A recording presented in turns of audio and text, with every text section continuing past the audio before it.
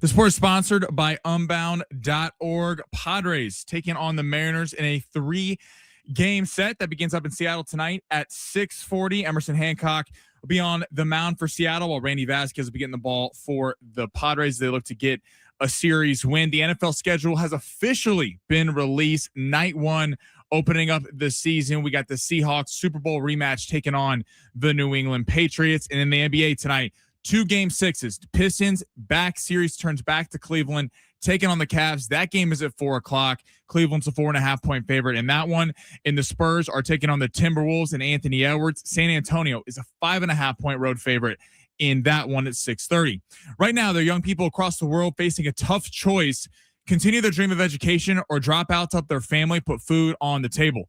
Change their future in a single moment. See how far your support can go at Unbound.org.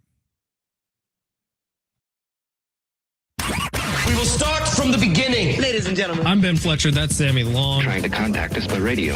The Padres head up to Seattle for the weekend before next week's showdown with the Dodgers at Petco. We're keeping an eye on the PGA Championship. Just stay clear of John Rahm. Ow! And the NFL schedule is out. And in case you were wondering, it all starts in 117 days. Certainly take their football seriously, don't they? Plus, I want winners. Under 6.5 in Buffalo, in Montreal. I'm just trying to understand why. Over 6.5 in Anaheim, in Vegas. Why are you doing this? Try and earn money for college. And then I like Casper Ruud to win in 2 sets at the ATP Rome over Darderi. You figured it out, didn't you? You cracked the code. getting the weekend started inside the studios of San Diego Sports 760 in the Zone with Fletch and Sammy. Let's get it going on a Friday. What's happening, everybody? Ben Fletcher, Sammy Long with you till 2 o'clock. Sammy will keep the party rolling then. Schaefer and Sliwa will be the afternoon drive on your way home today. This is a big show. This is one of the biggest shows I would say that Sammy and I have ever done. We have a very special guest. Very special guest. Now, Sammy has been talking about this probably since the inception of this show existing. Sammy is a big fan of hip-hop, big fan of rap, and maybe the greatest local San Diego musician in the history of our city is here today. I judge whether it's a big event or not, whether this guy showed up to it. I would tend to agree. If this guy doesn't show up to the event and you're saying it's a big event, I don't really know if you. I'll be very honest, Sammy. A week into me moving into San Diego, I went bowling out in East County with some friends, with some of my wife's coworkers. And while we were at the bowling alley, her principal of her school actually popped out a Bluetooth speaker and asked one very important question to everybody in attendance. He said, "Are you living Joe Dreams?" Are you living Joe Dreams? And I said, "Mother effer, you're damn right I'm living Joe Dreams." And that was the first time I ever heard one of Joe Dreams' songs. And today he's going to be in studio joining with us. He's actually getting set up right now. And then he's going to come take a seat right next to me. And we're going to hold on to Joe Dreams for as long as he wants to be here because we are living Joe Dreams today. But we got a busy show for you. Steve Hartman's going to be by in hour number 2. We'll have new long shots coming up at 12:45. I have one of the most hilarious betting stories that's ever happened in my life. That is pretty crazy. You were telling me before we got going. Yeah, we'll talk about it in a little bit. But right now, let's welcome him in because Joe Dreams is here. Joe Dreams, I don't know that we've ever actually met in person. My name is Ben Fletcher, man. It's a pleasure to meet you and have you on the show today. Yes, thank you. And then that's Sammy Long right there. Sammy's been reaching out to Joe, you. Sammy. Great to meet you, man. We throw those headphones on right behind the computer. Yeah, right there. But man, we got you on camera right here. So if you ever want to talk directly to the audience, that's where you look. And if you want to follow us on YouTube at San Diego Sports 760, you can hit us there. But Joe Dreams, my God, man, it is a pleasure to have you. I would say the biggest celebrity we've ever had in studio. Thank you. Is Joe Dreams. Joe, how'd you get started with all this? Because I'm not even blowing smoke. When I told all my friends that you were coming on, everyone was like, no effing way. So everyone's tuning in. So Ben's story about, every time I go to an event, I remember you're always outside Aztec games. We're the home of the Aztecs. How'd you get started? Like what was kind of your first into music? Yes. So during the pandemic, I was selling life insurance and I got fired from my job. And right after that, I decided to take a road trip. And on that road trip, my car breaks down and I have some money in my emergency savings. But instead of using the money to fix my car, I take a leap of faith and buy a microphone and a speaker. I start asking people, hey, what's your dream? and making freestyle raps out of that. And that's how I got started. You're the freaking man, dude. And I love that you are San Diego and you've kind of become a mascot of San Diego in a lot of ways.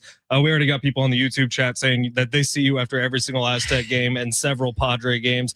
But that's kind of where I became aware of you, was outside of Petco Park, outside of Viejas Arena, outside of Snapdragon Stadium. You've sort of worked your way into every little bit of San Diego athletics, San Diego farmer markets. You are everywhere, man. And you are a total, what do they call it? Guerrilla marketing, where you're just getting out there and going for it. But so the idea was to get at sporting events. Are you a big sports fan? I love the Padres and I love the Aztecs. Yes. I remember I was performing outside of SDSU when Malcolm Butler hit that 3-pointer. Lamont Butler hit the 3-pointer to send us to the championship. And I remember performing Slam Diego because I had a Padres song after that. That was one of my favorite moments ever because, man, just be at Viejas Arena when they did that. That was a moment. What's you kind of talking about Viejas? What either San Diego or I've seen you up in SoFi in LA. What's been your favorite spot to perform? One of my favorite spots is the Padres games. Yeah, on the pedestrian bridge.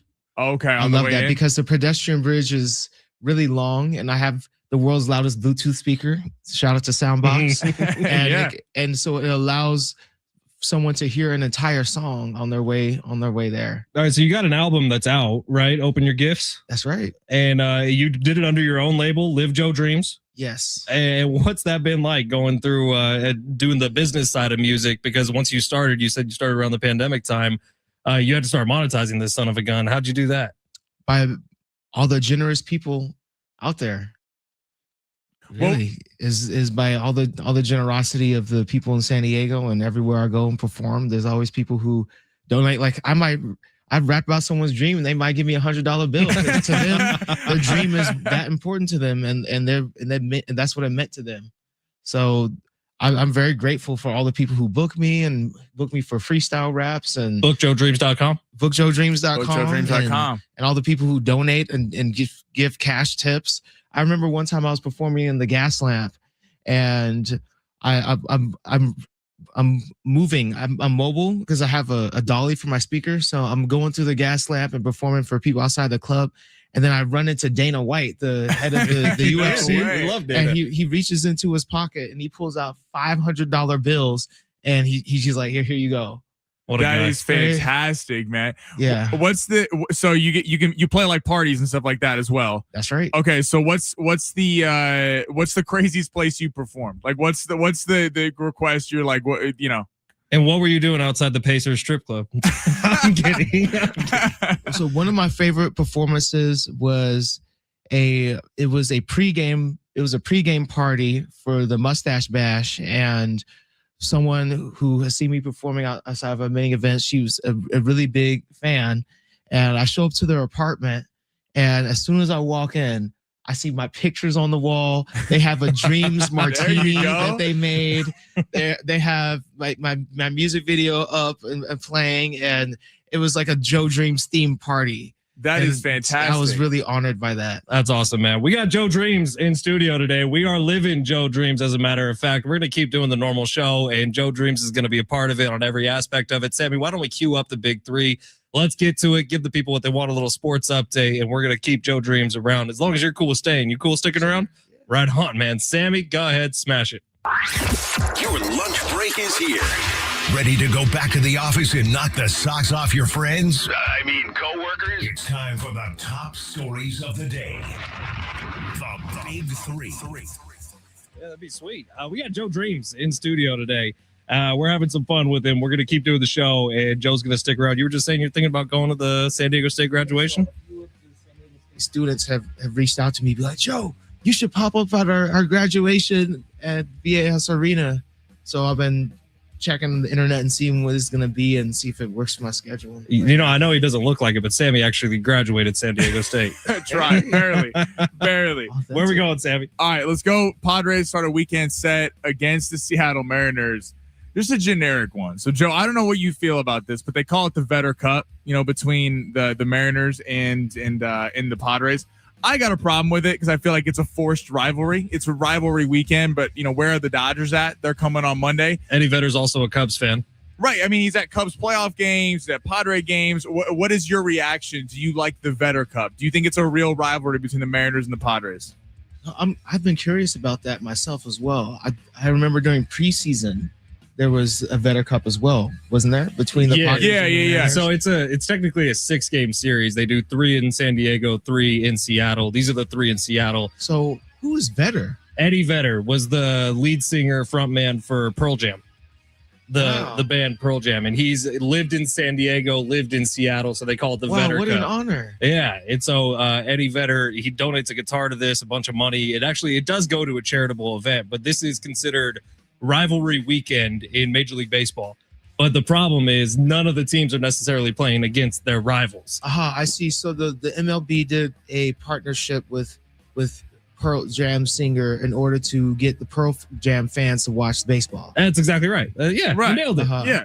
Yes. So, I mean, I guess it makes sense. But it's a big series for the Padres. What do we want to see out of the boys this weekend? Hitting some sort of offense. Can the bats get injected with some sort of life? Because it's been ugly, man. The pitching staff has been so damn good this year.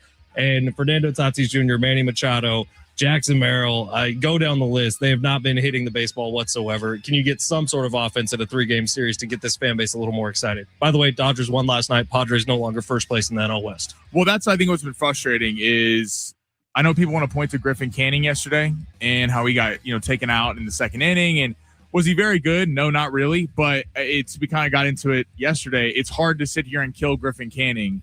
It's hard to sit here and kill these pitchers on vet minimum contracts when the bats were dead too. And I get you can make the argument that they were out of the game in the second inning, but that's no excuse for the offense not really doing anything, only putting up 1 run. So I'm with you. The bats have to be big, and the Seattle's got really good starting pitching. So even though Cal Raleigh's not there, there's no excuse for them to not put up some runs, especially leading into this. Big dumper on the IL.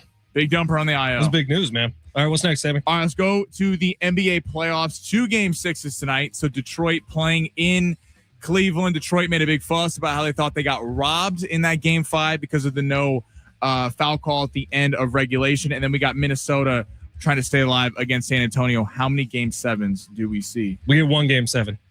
And it's coming out of the East. Okay, so you think Detroit goes into Cleveland and wins? Yes. I really like the Wembanyama, Anthony Edwards storyline. I fear that series is done here tonight, but I think Detroit has a little gas left in the tank. I think they make it a Game 7. I go back and You're opposite.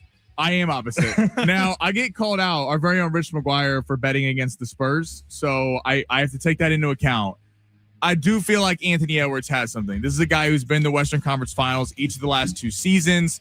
I know they won that Game 4 because Wemby got ejected halfway through, but I don't know. At home in Minnesota, I think San Antonio probably wins the series, but I do feel like we're overreacting to some of these blowout wins. Wemby was playing frustrated and pissed off after being ejected in that game, and they kind of let him hang around. Minnesota, I think, comes out much more aggressive. I think they get a win tonight, but Detroit will be interesting on the road. You got one more we could squeeze in here, Sammy? Yes, we got the NFL opener. It's a Super Bowl rematch between the Seattle Seahawks and the New England Patriots. Do we like the NFL going with a Super Bowl rematch night 1? They want that Mike Vrabel, Diana Rossini drama, and I'm here for it.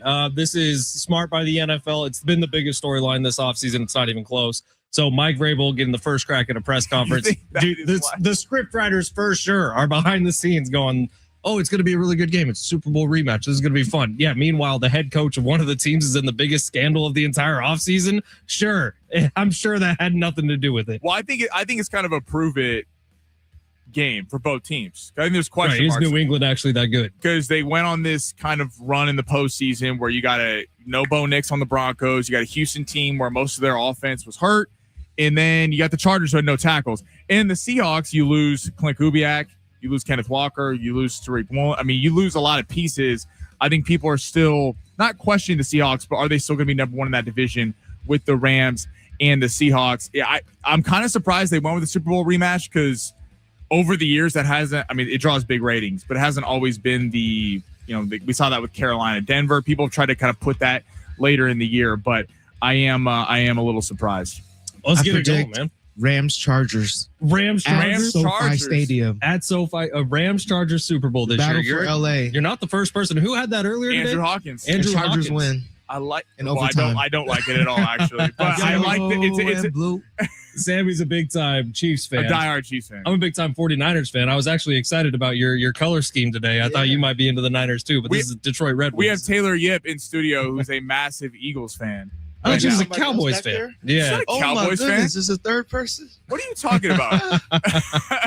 But we'll see, man. Chargers, Rams would be the scriptwriter's dream to have two LA teams playing in LA and probably Joe Dreams playing out front. YouTube chat's I'm gonna pumped be about I'm gonna be on the field for that one. I made a theme song for Halftime the show, dude. Chargers, so I'll be performing it. YouTube is popping off about Joe Dreams. James saying what up to Are you Joe. living Joe Dreams? Hey, Rich is all about it. Rich asked your question. He said, "Are you living Joe Dreams?" I'm living Joe Dreams. Are you living Joe Dreams? Are you? If you want to text the show, you can 70470. Start your message with the word team. We'll get to all of them. If you have any questions for Joe Dreams, you can send those in as well. I got a question for you, for the both of you. Hit me. So, what is your dream? What is my dream? Sammy, lead us off. I think because we're up against it, let's get to that on the other side. Sounds perfect. What our dreams are. It's San Diego Sports 760. We do have some Russell Dickerson tickets to give away on the show today. We'll do that coming up in hour number 2. Stay tuned. It's San Diego Sports 760 live on the iHeartRadio app. We got Joe Dreams.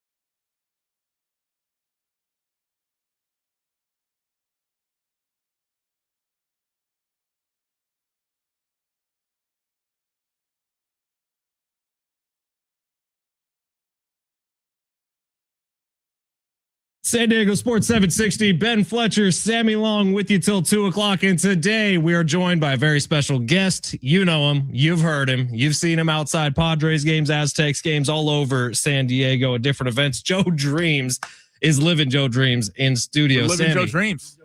Live Joe Dreams. Have you had time to think, Sammy, about what your dream is? I'm trying to think what my dream is. What is my dream? I know what my dream would be. What's your dream? Going to God roll on a craps table, having all That's the a money good out one. there, hitting every single number on the craps roll. Okay, so let's say if you won $1 billion from Sure. the craps table, how would you use the money to make the world a better place? See, that's like a real question, Ben. That is You're talking a real about question. personal gain over there. To make the world a better place, if I had $1 billion, you Yeah, said? that you won from the craps table. All right. I mean, half that billion is going into some sort of Roth IRA, as Sammy would like to say. So I make sure my retirement is set up. I would try to go the Eddie Vedder route, I think. Have some sort of baseball series named after me. Raise a bunch of money for charity, which they do every single year.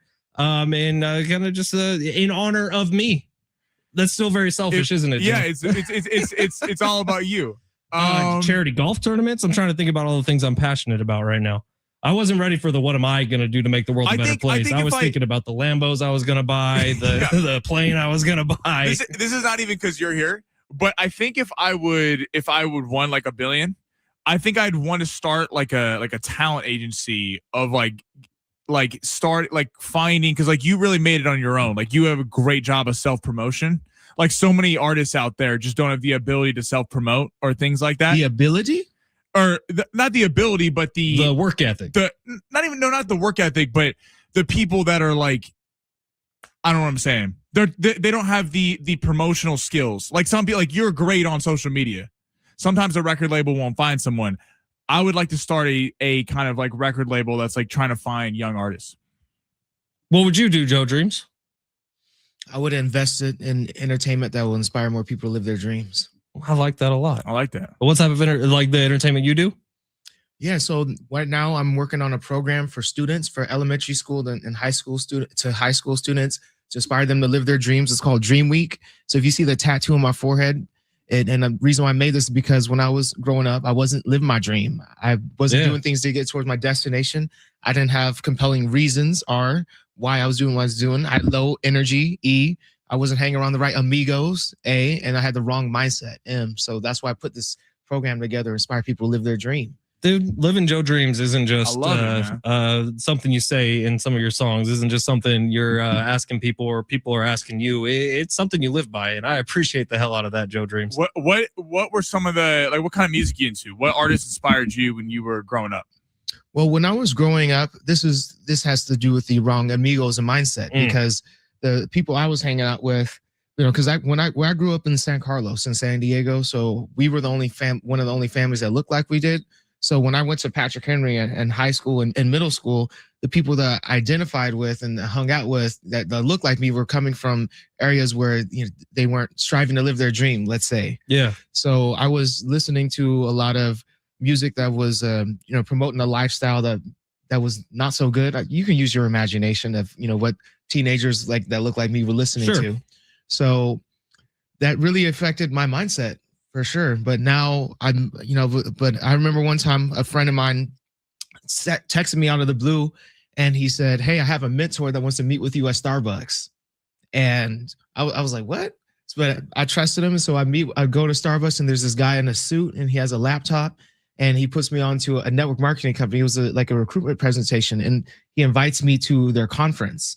And at their conference, they had these keynote speakers like Robert T. Kiyosaki. He's famous for a book called Rich Dad, Poor Dad. There's another speaker, Darren Hardy. He's famous for a book called The Compound Effect. And it just really opened my mind to personal development and this whole other lifestyle. And it became a goal of mine to create music that talks about the things that I'm learning, because I could see the impact it was having on my life and my mindset and my amigos, energy, all that other stuff. I'm telling you, Joe Dreams, don't stop at the music, dude. Go be an inspirational speaker too. I feel like more people started a dream podcast. Yeah, more people need to get the message and hear it from someone who's lived it. It's a pleasure having you here. It really is. Have any labels ever tried to reach out to you and sign you? I mean, you got the Instagram following, you got the enough listeners monthly on different platforms. Yeah, there's been some suitors, but to me, the most important thing, like if you see the tattoo on my chest right here, is this is the golden circle from a book I read called Start With Why. Okay. Is always. And what is your why, right? Yes, yes. So the why is to inspire people to live their dreams. So when I think about who I'm collaborating with, I'm like, is this a company that believes what I believe? First and foremost, I don't care about the numbers and the metrics and all that, because all that will only ruin what I'm doing. Yeah. If they don't believe what I believe, and they're not about that as well. So that's I'm actually looking to start my own record label and company. And I love it, that. man. I really do. And we again, we appreciate you being here. If you're listening on the radio, that voice you just heard is Joe Dreams. If you're watching on YouTube, you're seeing him. And this is Joe Dreams. We are living Joe Dreams today. Sam, have you thought about your dream anymore? I said my dream. What was it?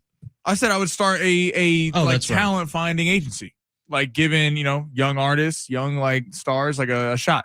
I love it. All right. Well, we got schedule release to talk about. Joe Dreams, you sticking around for a little bit longer? Sure, I'll stick around for a little bit longer. Sounds good. NFL schedule release videos came out yesterday. We have the full schedule up on NFL.com and everywhere else. We'll get into it a little bit on the other side at San Diego Sports 760 live on the iHeartRadio app.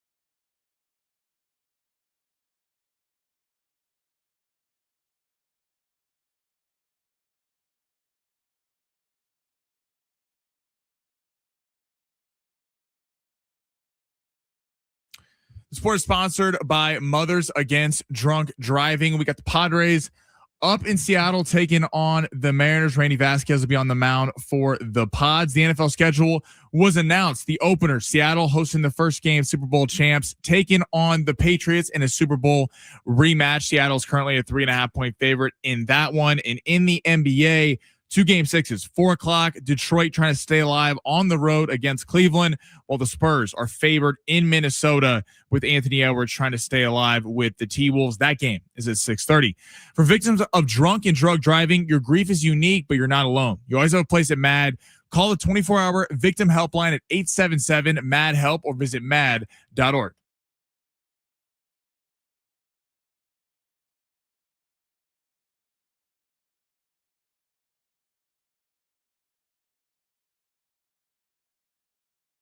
San Diego Sports 760. Ben Fletcher, Sammy Long with you till 2. SDFC back at Snapdragon Stadium tomorrow night. They got FC Cincinnati. Our pre-match coverage with Darren Smith and Adrian Garcia Marquez will begin at 6 o'clock.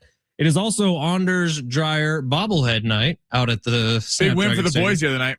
Big win for the boys. Yeah. Did you had Anders on yesterday, Sammy, or is that today? I know a lot of people gonna be excited about that. I seen a lot of his jersey. A lot of people wear his jersey. Oh yeah. Yeah, no, he didn't call in. And then, you know what's unbelievable? Schaefer and Sliwa get him. Oh, man. Little scheduling conflict. He booted me for Schaefer and Sliwa. Well, I'm sure it was an excellent interview done by John Schaefer and Alan Sliwa. But if you would like an Anders Dreyer bobblehead, the first 20,000 in on Saturday, tomorrow, we'll be getting those. So we got Joe Dreams in studio. We are living Joe Dreams today on a Friday. It's a feel-good Friday. And I was talking to Joe during the commercial break. He's launching a new podcast soon where he's asking people about their dreams. Yes. What is it? It's dreams. So destination, reason, energy, amigos, mindset, and nothing with the Z. Zebras. That's just for some flair. Yeah. We'll figure out the Z later on. That's right. But I can't wait to listen, man. Sammy, he has invited us to be on his podcast. Yes. So we're gonna have to do that at some point. And new episodes weekly. New episodes. Yeah. So right now I'm working on a program called Dream Week, and I have a web developer who's working on it, and he's about 90% complete. I already finished filming it and everything like that. So how it works is Monday, Tuesday, Wednesday, Thursday, Friday, DREAM. The students get, well, or you don't have to be a student, you know, parents could get it too. As a 10-minute videos at the beginning of class, and only the students who complete the Dream Week and show up all 5 days of school get to see the Dream Assembly on Friday. So it's to inspire higher attendance for schools as well. That's so cool, man. And where can people follow you? So Instagram, just at Joe Dreams. Yeah, Joe Dreams, and don't forget the Z. Don't forget the Z. Don't forget the Z. YouTube also. I know we're gonna play your Aztec song coming up here in just a little bit. And then unfortunately we'll have to say goodbye to Joe Dreams. You got a busy day, and thank you for taking this much time to hang out with us today. It's been an hour and a half of living Joe Dreams. Wow. Already? No, a half hour. Sorry, no, an hour and a half. I was like, what? Joe, I told you my day started like 5 a.m. It's a miracle I'm alive. Man, there must be something in this coffee. Yeah, actually, there was this morning on a Bar Car Friday over on 101.5 KGB. Check it out on Big Rich TD and Fletch's YouTube page. But it is cool, man, what you've done here. Everybody in San Diego knows your name. You've become just such a fabric of what we are as a community, especially in the sports scene. And now that you're branching out, only good things can happen. Love to see everything you're doing. Sammy, we got a little Joe Dreams that we could play for everybody here. Win. I believe that we will win, and we're going to be back again.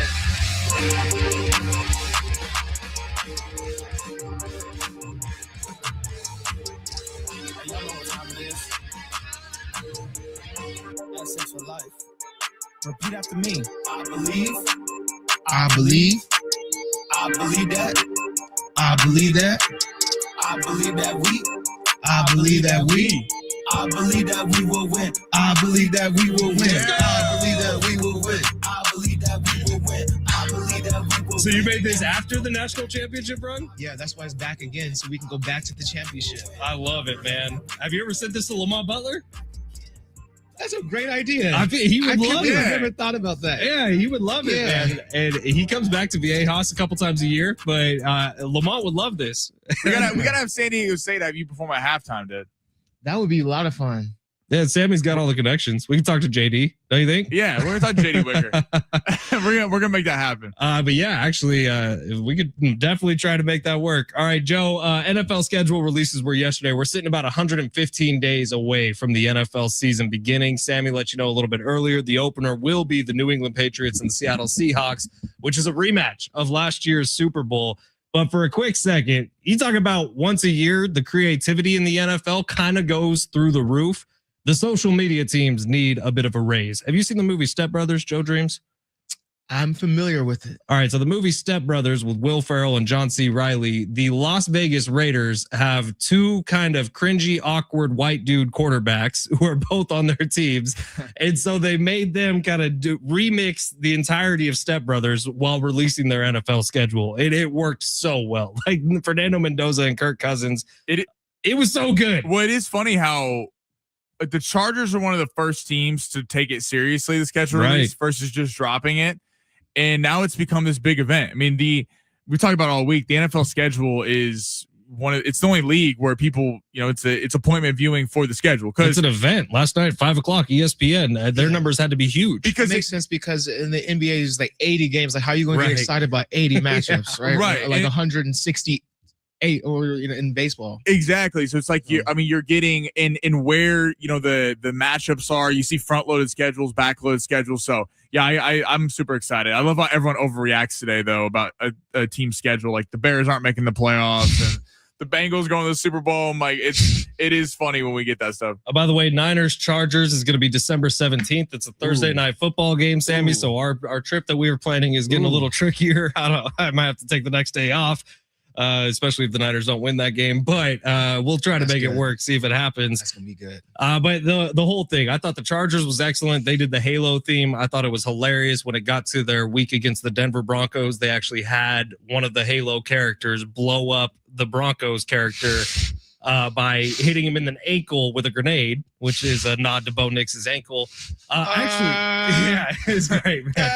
I actually thought that the New York Jets, did you see what they did, Sammy? I did not see the Jets. So the Jets did paint mixing, which has become like a viral trend, and they had it mixed together for whatever color the next opponent was. Yeah, okay, I did hear about this. It was so well done. It was just blew away. It was like on Color Theory. I was like, if the Jets could take that and just be smarter with actual football decisions, you could really blend the two. I mean, I thought the Jets did an excellent job. The Tennessee Titans was hilarious. They went through the streets of Nashville and just found random people who kind of look like different NFL players for different teams. And they would go up and tap them on the shoulder and be like, "Hey, Cam Scatteraboo, is that you?" And it's just a dude walking around. He's like, "What the hell are you talking about?" Exactly right. But it was every week of their schedule. It was really well done. I love this time of year because this is all speculation. It's all hope. Sammy thinks his Chiefs are going to win the Super Bowl. I think my Niners. Chargers. It's not going to be the Chargers. It's first year. This is our year. I could feel it. This is my bones. So are you a native San Diego? Matter of fact, I had a dream. I had a dream that the Chargers won the Super Bowl in 2026. 2027 because the game's in January. Sure. When did you have that dream? When did you have the dream? I'm having it right now as we speak. Right now. Are you a lifelong San Diegan? Born and raised. Okay. And you still root for the Chargers? Oh, yeah. It's about the yellow and blue. That's interesting. How did you feel when they left? You were okay with it? Our next door neighbor. How would you feel if your neighbor moved across the street? I mean, it's a little different moving to L.A. and across the street. Here's the thing. If you're Dean Spanos, empathy goes a long way, right? What's going to increase your chances of winning? By being in a marketplace where you have access to more resources. Why do you think LA and New York will have so many championships? The Yankees have, they think about, all the championships that LA and New York have because they have an unfair advantage with the market they're in. And Dean Spanos probably knows that once they win the Super Bowl, then all the San Diego fans are going to come back and they'll be back. And all that stuff about them moving is going to go away. That's what he's betting on. I bet you anything. And that's exactly what would happen if they won the Super Bowl. You know what? So text line. Give us your thoughts on what Joe Dreams thinks about the Los Angeles Chargers. Everyone in San Diego's mad, but once they win the Super Bowl, then all that's gonna go away, and everyone's in San Diego's be like, we never left. We will stay loyal the whole time. That's exactly what's gonna happen. I think though, if that were to happen, which the Chargers winning in the playoffs is always, that's a bold prediction. But if that were to happen, if they didn't thank San Diego, and they just thanked LA, It'd be a problem. I think even the remaining fans, they would be dead to him down here in San Diego. Well, they're gonna thank them, of course. You think they would thank San Diego? If These the fans Chargers wasn't won too the keen Super on him. Bowl and they're jumping around the field with the confetti all over the place. Of course, Dean Spanos is going to talk about how he moved the team and and thanks to, of course, especially Keenan Allen's on the team, so he's going to be a player from San Diego. So of course, we got someone to root for. We'll see, man. Bold predictions from Joe Dreams. Chargers and winning the Super Bowl. Rivers going to be at the game. LT is going to be on the field. You know they're going to have special seats in the Super Bowl, and they're going to do all. They're going to be a part of the press run and all that stuff. Probably to get the San Diego fans on board, of course. How about this, Joe? We got this text in from the 858 that says, I got into a fight with 2 Dodger fans last year because they were talking down on Joe Dreams, so I put them to sleep on the corner of J and 6. He named the corner. You remember that, Joe Dreams? Hey, living Joe Dreams is spreading love. We gotta spread love, not violence. Don't fight, dance. Don't fight, dance. That's perfect. Oh, man, Joe, it's been a pleasure having you in here, man. We'll let you get back to your day. I know you're busy. Where can people see you this weekend if you're moving around? Never busy, always productive. Always productive. That's what we like to hear. Yes, and this weekend, tonight, I'm going to be at Park Nightclub. I'm going to be performing there around 9:30, 10 o'clock, so that's going to be fun. And I'm also going to be going up to EDC to perform at EDC, outside of EDC. So it's going to be a lot of people are going to be inspired to live Joe Dreams this weekend. That's for sure. Live Joe Dreams. That's the message, Joe, it's baby. great having you in, man. Thank you, Joe, for being here. It's San Diego Sports 760. We'll get to long shots on the other side, live on the iHeartRadio app.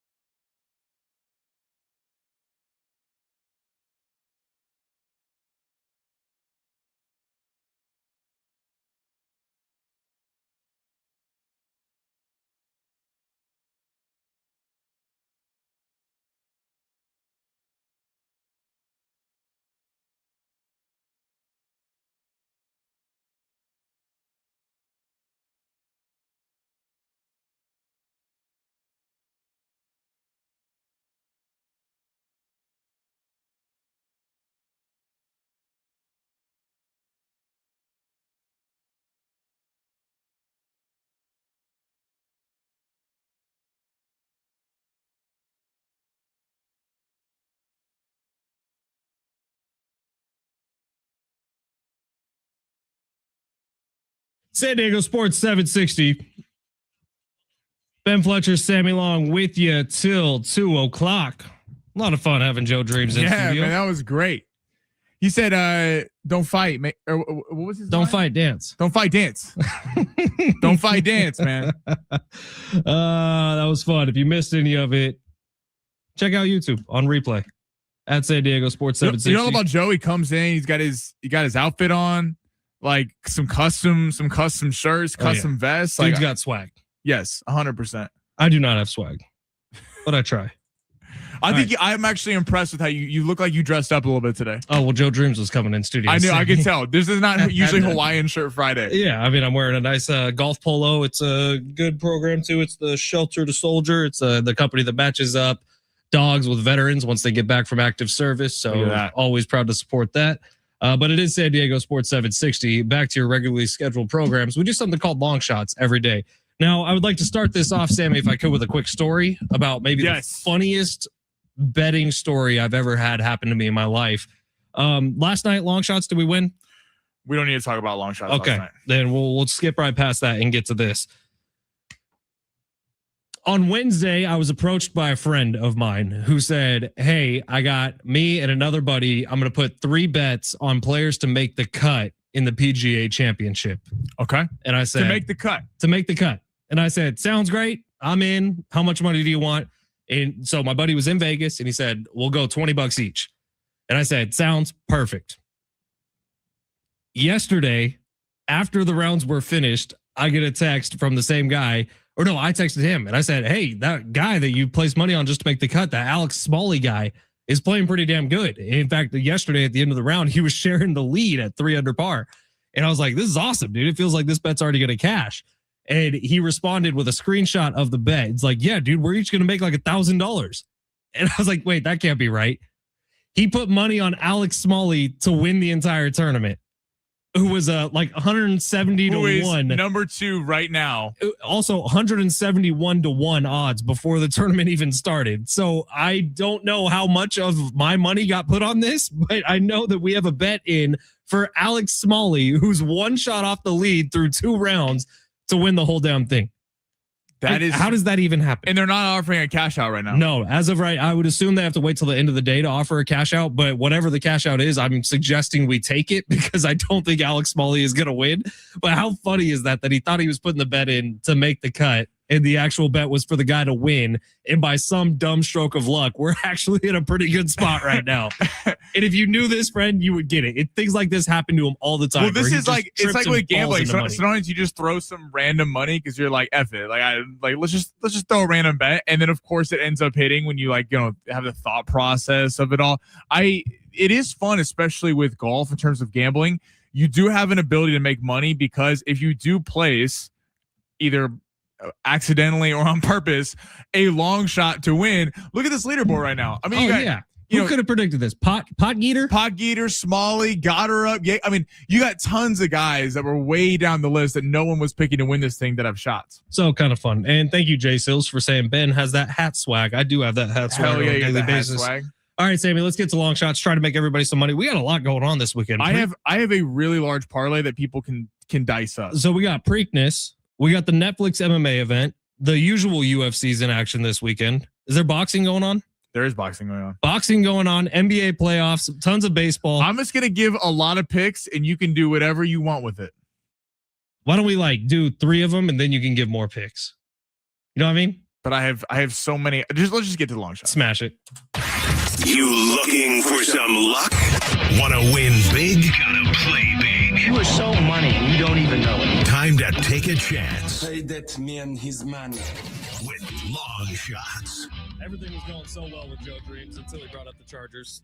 Text line not thrilled with that. 858. Text line was just not, say that? More like Joe Nightmare. Text line was not living Joe Dreams when he said that people in San Diego love the Chargers. Yeah, and that they'll welcome him back. That was the only thing I found disagreeable. Other than that, I thought I had a great time with Joe Dreams. Great time with Joe Dreams. All right, Preakness this weekend. We're going to the track. Get your tickets in now. Listen, only 3 horses are running from the Derby in the Preakness. Now, right? Yes, which is a little disappointing. That's another conversation that it's a little bit of part of the magic of the going for the Triple Crown. Yeah, hang on. Like the Kentucky Derby, the Preakness, it's supposed to be the best horses in the world, and so people raced and won, and they're like, "Oh, my best horse in the world is just." Are these scabs? Well, we'll get to this in the next hour. The problem is that these trainers can make money where they place in the Derby, so they don't want to lose value, and it's actually really hurting horse racing. But You Golden don't even Tempo have to sell the horse; you just sell the byproduct of the horse. Yeah. Imagine being a horse, by the way, that wins. They're like, hey, go breed. Go breed. Go spend a week and just go crazy. All right. Going with the pick, I like Taj Mahal, okay, to win. We have some real value. He is 5-1 right now. He is 3 for 3 in his career at Laurel Park, okay? So he's one of the favorites, but not the exact favorite. He also has the inside edge. He's on the inside rail. 12 horses have won the Preakness from that spot. Okay, so we like where he's at. He's familiar with this track. I think he gets it done. I like the value there, 5-1. I also like as a little bit of a long shot pick. This is just a fun throw a couple bucks on Napoleon Solo going off at 8-1. Not one of the top 5 favorites, but expected to go. He finished 5th in the Wood Memorial. And he's one of these horses that has a shot to win this thing. He's been running well lately. I like Taj Mahal. If you want a long shot, Napoleon Solo. All right. Let's go to the MMA. Gina Carano, Ronda Rousey. Give me Ronda Rousey minus 183 by submission. Now, this is almost 2-1, but I think she's going to dominate this fight. Gina Carano. Now, Ronda Rousey's been out for a while of the UFC. Gina Carano's been out even longer. And she never fought in the UFC. There are two very, like, the difference in leagues between the UFC, the Professional Fighters League, and all the other ones is not even comparable. And Ronda Rousey at her peak was a killer. Right. And she has the ultimate. She has the armbar that she can get to. I like minus 183 on the submission. I think she's too skilled. I think Ronda Rousey gets some real get back here against Gina Carano. All right. Down the card, we're going to find some value here. Plus 165. I love Ngannou to go over on rounds against Lin. Okay, 1.5 rounds. I like the over. I think we forget that Ngannou's 39 years old, and Lin is a black belt in Brazilian jiu-jitsu. Everyone looks at Ngannou's highlights when he's knocking everybody out, one of the big stars of the UFC. But I think that's kind of a sucker bet. Everyone thinks he's going to run in there and get a KO immediately. He's been inactive out of the ring. I would also say a Netflix event's probably going to go a little differently than a normal UFC event. I do think a little bit more of this is propping up the show aspect of it. Is that fair to say? Run it long? I don't know if that applies for Ngannou as much, but I know what you're saying. But it might be like, hey, Ngannou, like, don't just knock him out 10 seconds in. Maybe toy with it a little bit. I don't think he's going to, because he's been out of the cage for a long time. Let's not forget, he fought Tyson Fury, fought pretty well in boxing, fought Anthony Joshua. Anthony Joshua blasted him with a right hand. Sometimes when you get knocked out like that, you're never the same. I like over 1.5 rounds, plus 165. Get you some value there. All right, on to the association. Pistons, Cavs. This game is tough. I'm going to go under 210.5. We're going back to the under. Now, this should have hit the other night, but they went to overtime and it didn't.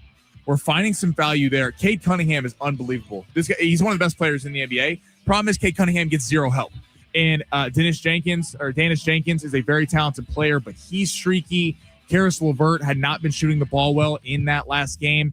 I think you're lacking, especially on the road, a tough environment, some other scorers from the Pistons. And outside of Harden and Mitchell kind of taking over late, I do think the Pistons are going to come out with their hair on fire, at least defensively, in this game, because they feel like they got robbed a little bit in that game 5. I like the under 210.5 in that game. I know text line's going to get upset with me. They're going to, for betting against the Spurs. Ant-Man's got something tonight. Plus 5.5. Minnesota is winning this game outright. We're going to take them with the points, plus 5.5. I don't see them going down without a fight. Look, game 5, they came out. Wemby was ejected from the game. The Spurs were pissed. The Timberwolves did small ball late, was able to kind of take advantage of Wemby being out. Anthony Edwards had some comments about they're actually tougher to guard when Wemby is not in the game. Wemby took it out on them, and they were able to blow him out in the second half. I think in Minnesota, they have been here before. There's a lot of pressure on Anthony Edwards. A lot of pressure on the Timberwolves as a whole. Julius Randle has not played very well this series. His high for points in a game is 17. I expect Randall at home to play better in this game. I think they get the win. I love getting the plus 5.5 at home. We still going, or is that it? I do have one more. Okay, what is it? Okay, boxing. Keyshawn Davis and here Albright, minus 135 on the KO. He's a massive favorite at minus 1,500, so there's no money in that. Taking on Albright. This is a rematch. Last time these two fought, Albright fought his brother. There were some scuffles post-fight, kind of set Keyshawn Davis's career back a little bit. He is one of the bright young stars in boxing. He has the ability to be a top 5 pound-for-pound fighter. He barely missed weight today, but that's a good thing for us. That means that once he makes weight, he's going to be able to gain even more. I think minus 135. I think he blasts Albright within 6 rounds, gets him out of there. I like it a lot. All right, we'll get you a recap on the other side. We're running out of time here. My phone died, so I'm going to need that recap. It's plugged in and charging now. But it is San Diego Sports 760. Little surprised that Sammy didn't follow the Alex Smalley bet that's taken over the world, as he's one shot off the lead of the PGA Championship, someone no one's ever heard of. All right, it's San Diego Sports 760. Quick break here. On the other side, Steve Hartman's going to join us. We will get you ready for Padres Mariners this weekend, continue to react to the NFL schedule, and give away those Russell Dickerson tickets. It's San Diego Sports 760. You're listening live on the iHeartRadio app.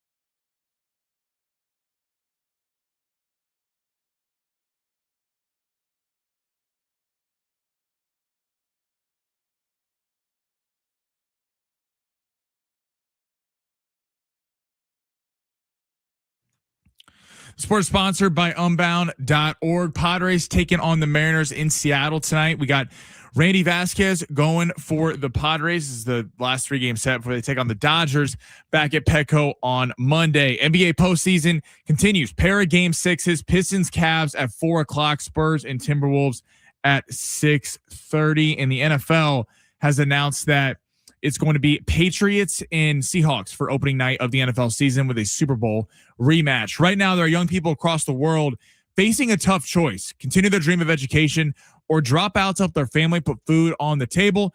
Change their future in a single moment. See how far your support can go at Unbound.org.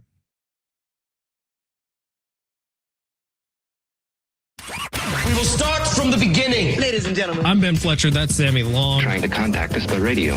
The Padres head up to Seattle for the weekend before next week's showdown with the Dodgers at Petco. We're keeping an eye on the PGA Championship. Just stay clear of John Rahm.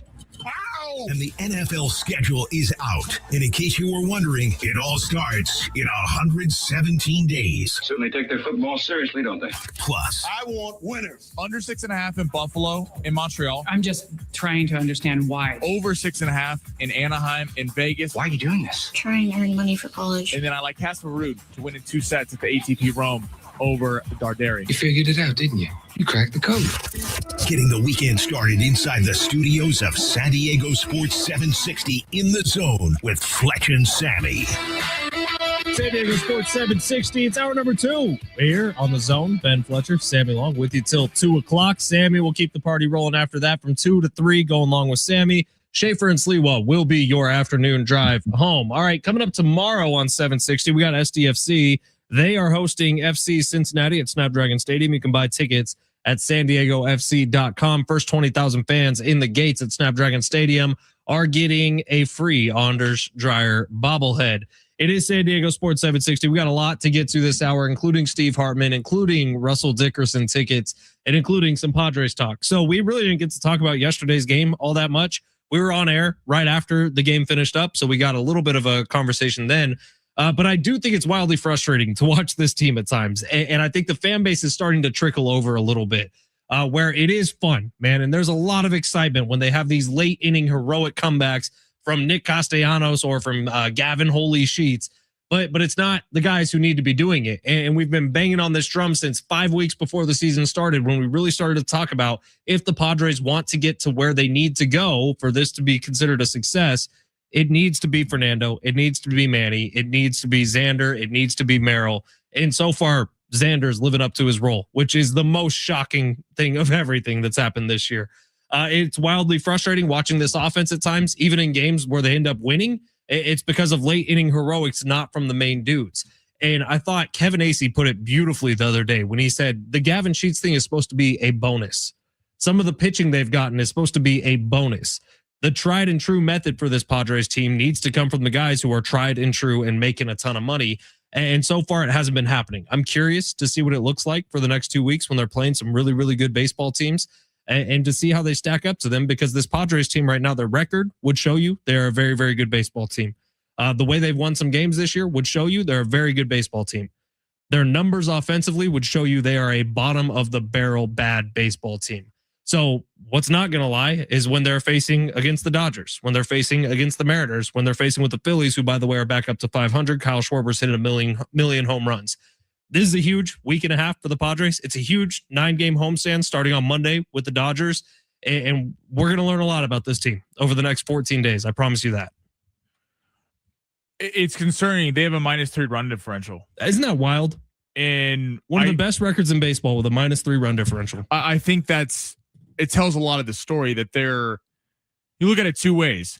It's impressive that they're able to shut some of these teams down and win 1-0 or 2-1, or teams like that, or games like that, where it's, not blowouts, but they're also winning on the margins. In when you step up and you play teams like the Brewers, like the Mariners this weekend, like the Dodgers, like the A's next week. The A's are not a walkover team. The A's have been playing damn good baseball.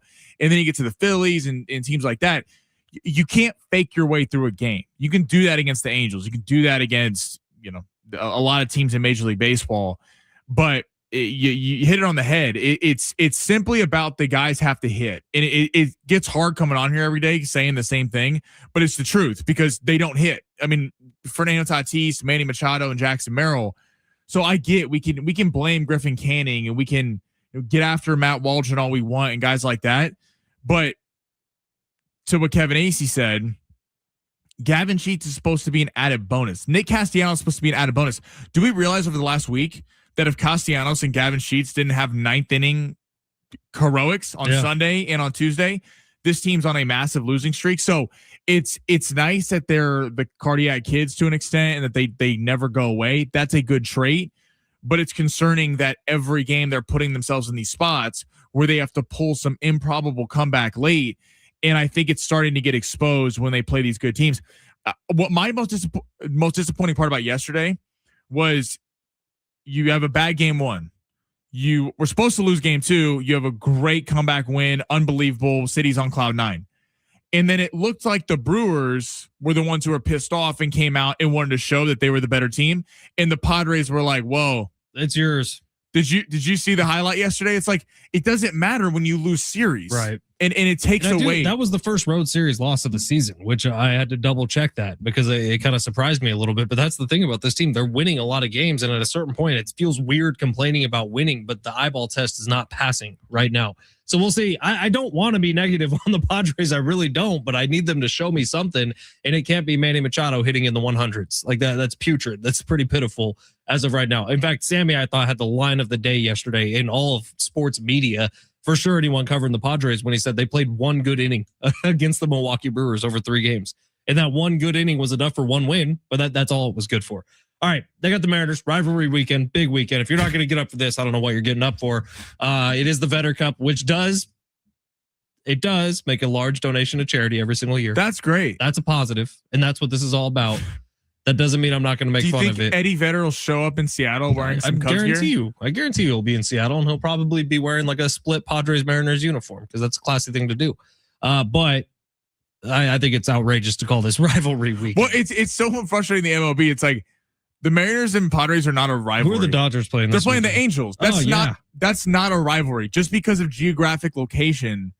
See, that's great because I wouldn't even put the Angels as like the third rival to the Dodgers. Like, no, if anything, for most of my lifetime, the Dodgers were the biggest rivals with the Giants. And you could argue still are. It depends on who you ask. But then the Padres over the last few years have made enough of a stink to where all of a sudden it's become this rivalry, but I wouldn't say it's the rivalry. You know what I mean? No, because no one Mariner, I always go back to that. I lived in Seattle for 3 years. I have friends. The Giants playing this weekend if it's rivalry weekend. I have friends who are massive Mariner fans because I lived there for a few years.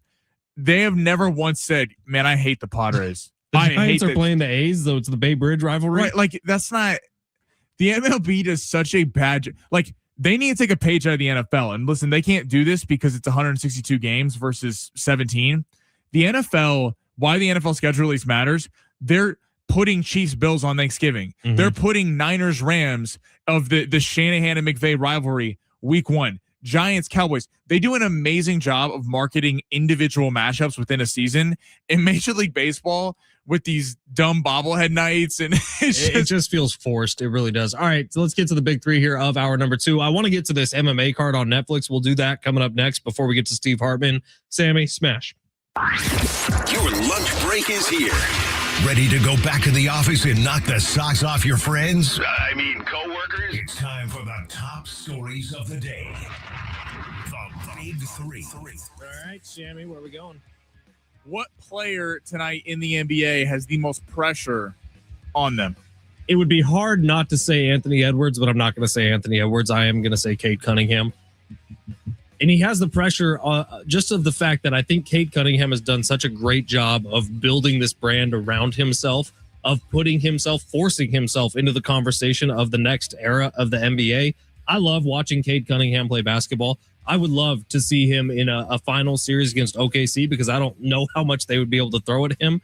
So I, as a fan of Cade Cunningham, I personally am putting pressure on him tonight in the NBA postseason. Fair? I think it's I would say no. Just why? I know what you're saying. I get what you're saying. And Cade, I think, to your point, he's elevated himself this postseason. Right. So if Cade is what we all think he can be, I see your point. I just think Cade will get a pass this year because of the lack of talent around him. That's my only thing. Sure. But I see what you're saying, because Cade, we are going to start holding him to a level of, they went out in the playoffs last year, got a pass first year they were there. And then this year, after they came back down 3-1, I think they kind of saved themselves. But to your point, James Harden. This whole James Harden. Are we past this with James Harden? No, Like, but we we're know here what he is. because he made a couple key shots down the stretch. So everyone's like, "Oh, James Harden's proving he's all good now." Him and Donovan Mitchell have massive pressure. Because they kind of got bailed out in that game, and they know damn well they got bailed out in that game with no foul call on Jared Allen. They would have sent Asar Thompson to the free throw line. They would have won the game.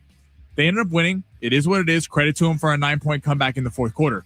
Donovan Mitchell, wherever it's been, has always gotten a pass. Utah, he got a pass, and he's got a pass so far in Cleveland, whether it be because Garland, when he was there, was hurt.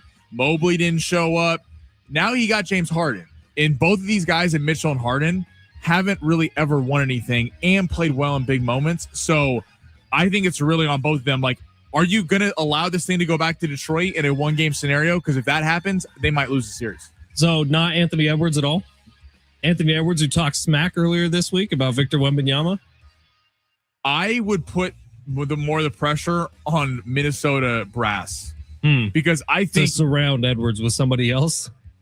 Yes, because I think Anthony Edwards, to be fair to Anthony Edwards, has kind of been the good soldier and hasn't made a stink, despite the fact that they've never gotten him a second star, and has just went out and balled out. And his cap has been the Western Conference Finals. And yet all we hear about is, like when is it a Joe Burrow situation where he's tired of playing for an organization that can't surround him with talent? I wonder if we're going to get to that soon if they get pushed out.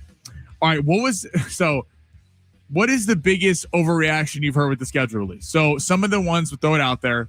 The Bears have the hardest schedule of anyone, so a lot of people are predicting they'll miss the postseason. Looking through ESPN right now, the Bengals only play 4 teams with a winning record. People are saying they're going to return to the AFC Championship game. What was your biggest takeaway from the schedule release last night? It was Joe Dreams earlier today saying the Chargers are going to win the Super Bowl this year. Yeah, that's not happening. He's also not the only one. You had it early. Andrew Hawkins said that Chargers-Rams are going to be the Super Bowl this year. When the Chargers win every year in the offseason schedule. They had a really, really cute YouTube video. It was Halo. It was full of nostalgia. That was a lot of fun, right? I've seen stuff about the Bengals saying because of how easy their schedule is, they're going to just ride right on through to the AFC Championship game. Excuse me, what have the Bengals done defensively to make this thing a little bit better? And what have they done to Joe Burrow's ankles to make them steel-plated so he won't get hurt again? That's kind of the problems I have here is people just look at schedules, and I do the same thing. I start circling games, crossing out games that I think my team is going to win and lose. So much is undecided at this point. Saying the Chicago Bears are just going to miss the postseason after what a magical year they had a year ago, with only assuming that Caleb Williams and Ben Johnson are going to continue to get better together, is crazy to me. Like, Caleb Williams at times last year was playing like a top 5 quarterback. To think he can't do that again is a little bit outrageous. So today is going to be full of overreactions. We will have a couple, I'm sure. But the Chargers' love for the Super Bowl is crazy to me, and the Bears' hate for missing the postseason is also crazy to me. I think it told you a lot. I think, not to talk about the Chiefs, but I think they believe Patrick Mahomes is going to be healthy because they scheduled 2 primetime games for the Chiefs right off the jump in weeks 1 and 2. So I think that tells you something about his health. I certainly don't think the NFL would have done that had he not been ready. I'm with you on the Bears. Could we see a little regression? Yeah, because I think the Lions are back in the picture. Minnesota, I don't think is necessarily a playoff team, but Kyler Murray will make that offense a lot better. I'm kind of in and out on Green Bay. They have one of the easiest schedules in the entire league, so they'll probably be in the postseason, but I'm not sure if I'm believing in them. Right, with the strength of schedule, also we have to take into account, this is off records last year. So, I mean, you take a team like, a perfect example is the Raiders. The Raiders would be on team schedules, and people go, oh, they didn't have a very good record last year. The Giants had 2 wins. We all expect the Giants and the Raiders to at least be a lot better than what they were last year. I think the Bengals hype is a little bit overblown. I would still favor the Ravens in that division. I'm with you. I mean, Dexter Lawrence was a good ad, but did anyone really think they were one defensive tackle away from being in contention? I know they got a couple edge rushers, the one out of A&M, but I do think it's going to be a very congested AFC and NFC playoff picture. In the Broncos' first 6 games, this is one of my takeaways.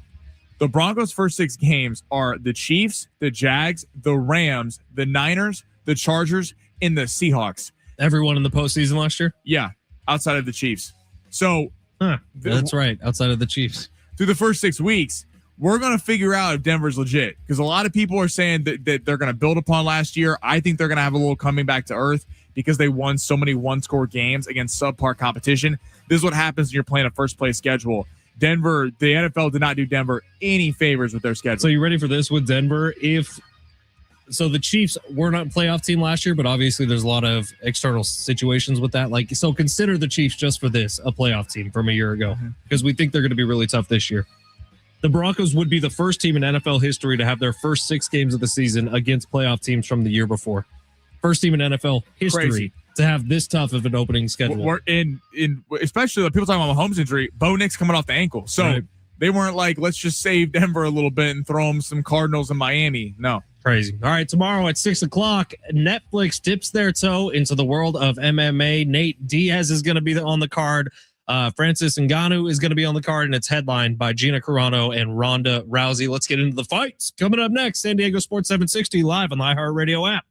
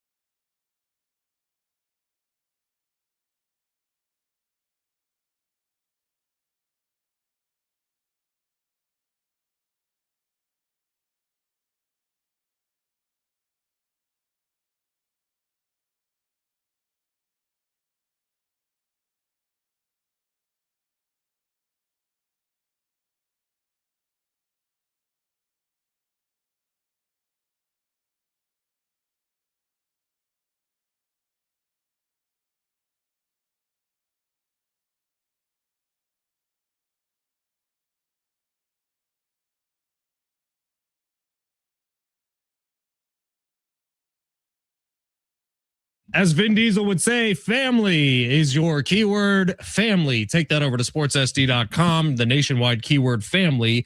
Enter it at sportssd.com and you have a shot at winning $1,000. We're trying to put $1,000 in your hand. We're giving you some bonus bucks.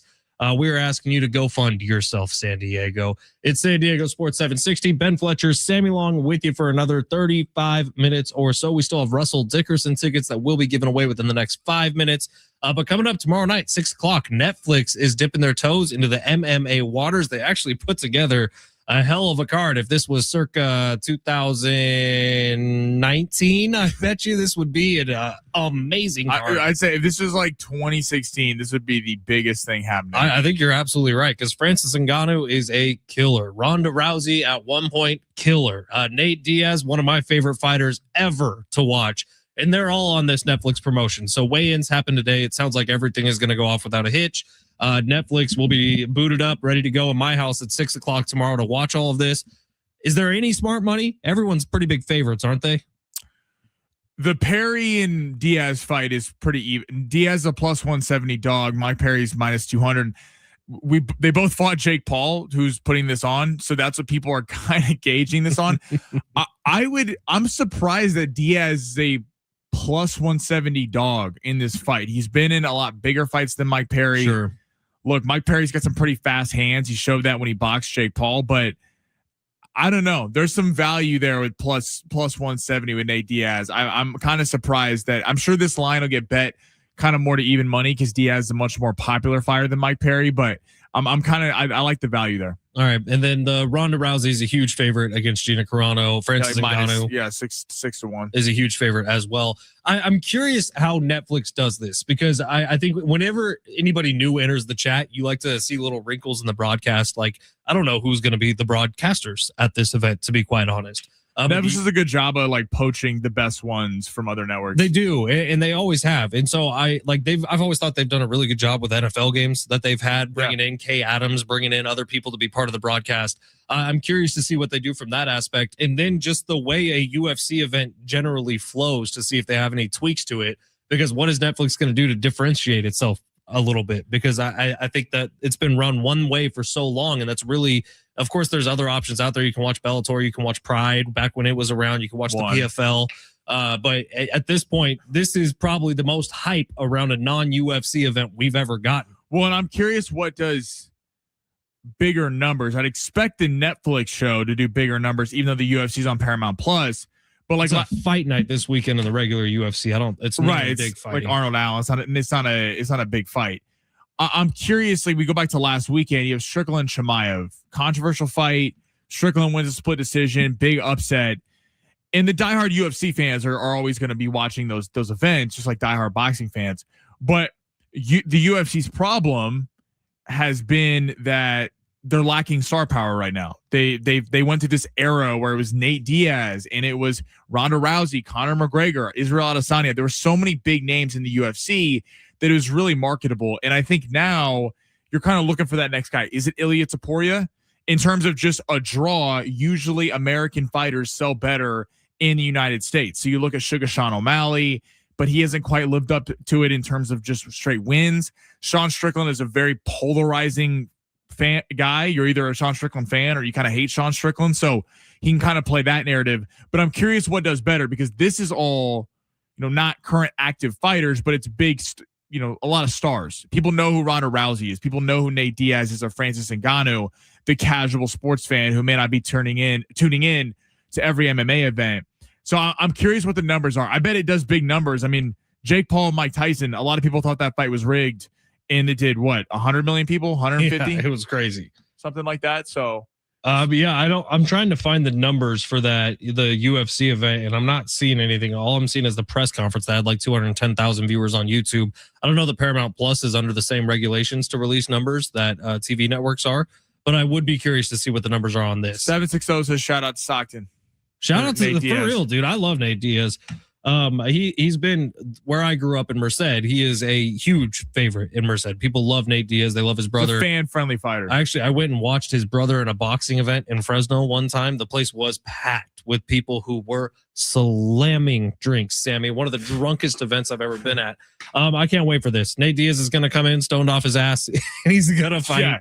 Yeah. Nate Diaz does not quit easily. It's going to take a lot to get him out. Remember when he was getting his ass kicked by Leon Edwards in the first 4 rounds? And then the final minute when Leon Edwards was on his run, he just hits him with the right hand. And he lost, but he was the most popular fighter on the card that night because he's Nate Diaz. Nate Diaz is a badass, man. And I can't wait to watch him fight again. That Nate Diaz is the one getting me to this card, if I'm being completely honest. It's probably the best fight on the card. Like, I'm excited to watch Francis Ngannou because we got such a limited time of him in the UFC, and he was knocking everyone out. It's disappointing that him and Dana White's relationship is so fractured because he could have been a guy like a John Jones fight, but never really materialized. Yeah, I wonder if there's going to be a viewership drop off once it gets to the actual main event in this. Because I'll be honest, the Ronda Rousey Gina Carano fight's the one I care the least about of those 3. I think Rousey's going to dominate her. So do I. All right, we'll take a break here. Steve Hartman coming up on the other side. It's San Diego Sports 760. You're listening live on the iHeartRadio app. But first, Russell Dickerson tickets. Call right now, 877-767-4760 if you'd like to win. Let's go with caller number 6 today. Happy Friday, everybody. Win yourself some tickets to go see Russell Dickerson at Gallagher Square live on the iHeartRadio app.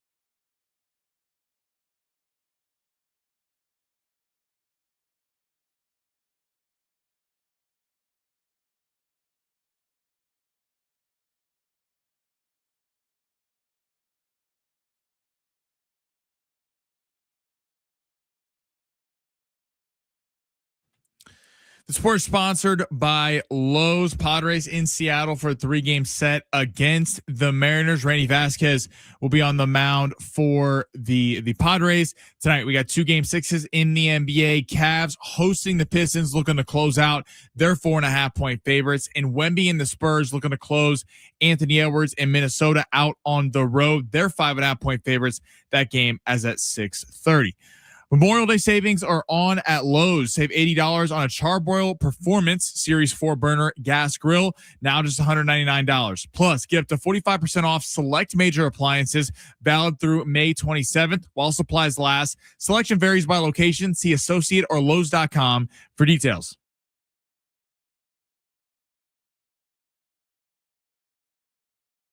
San Diego Sports 760, Ben Fletcher, Sammy Long with you till 2 o'clock every Friday around this time. We are joined by the one and only Steve Hartman. And Steve, it's the second major on the golf calendar. I'm sure you are locked into what's going on out at Aramink Golf Course as we head into I am watching. How about this, guys? I actually was driving my son Garrett's car. He has Sirius.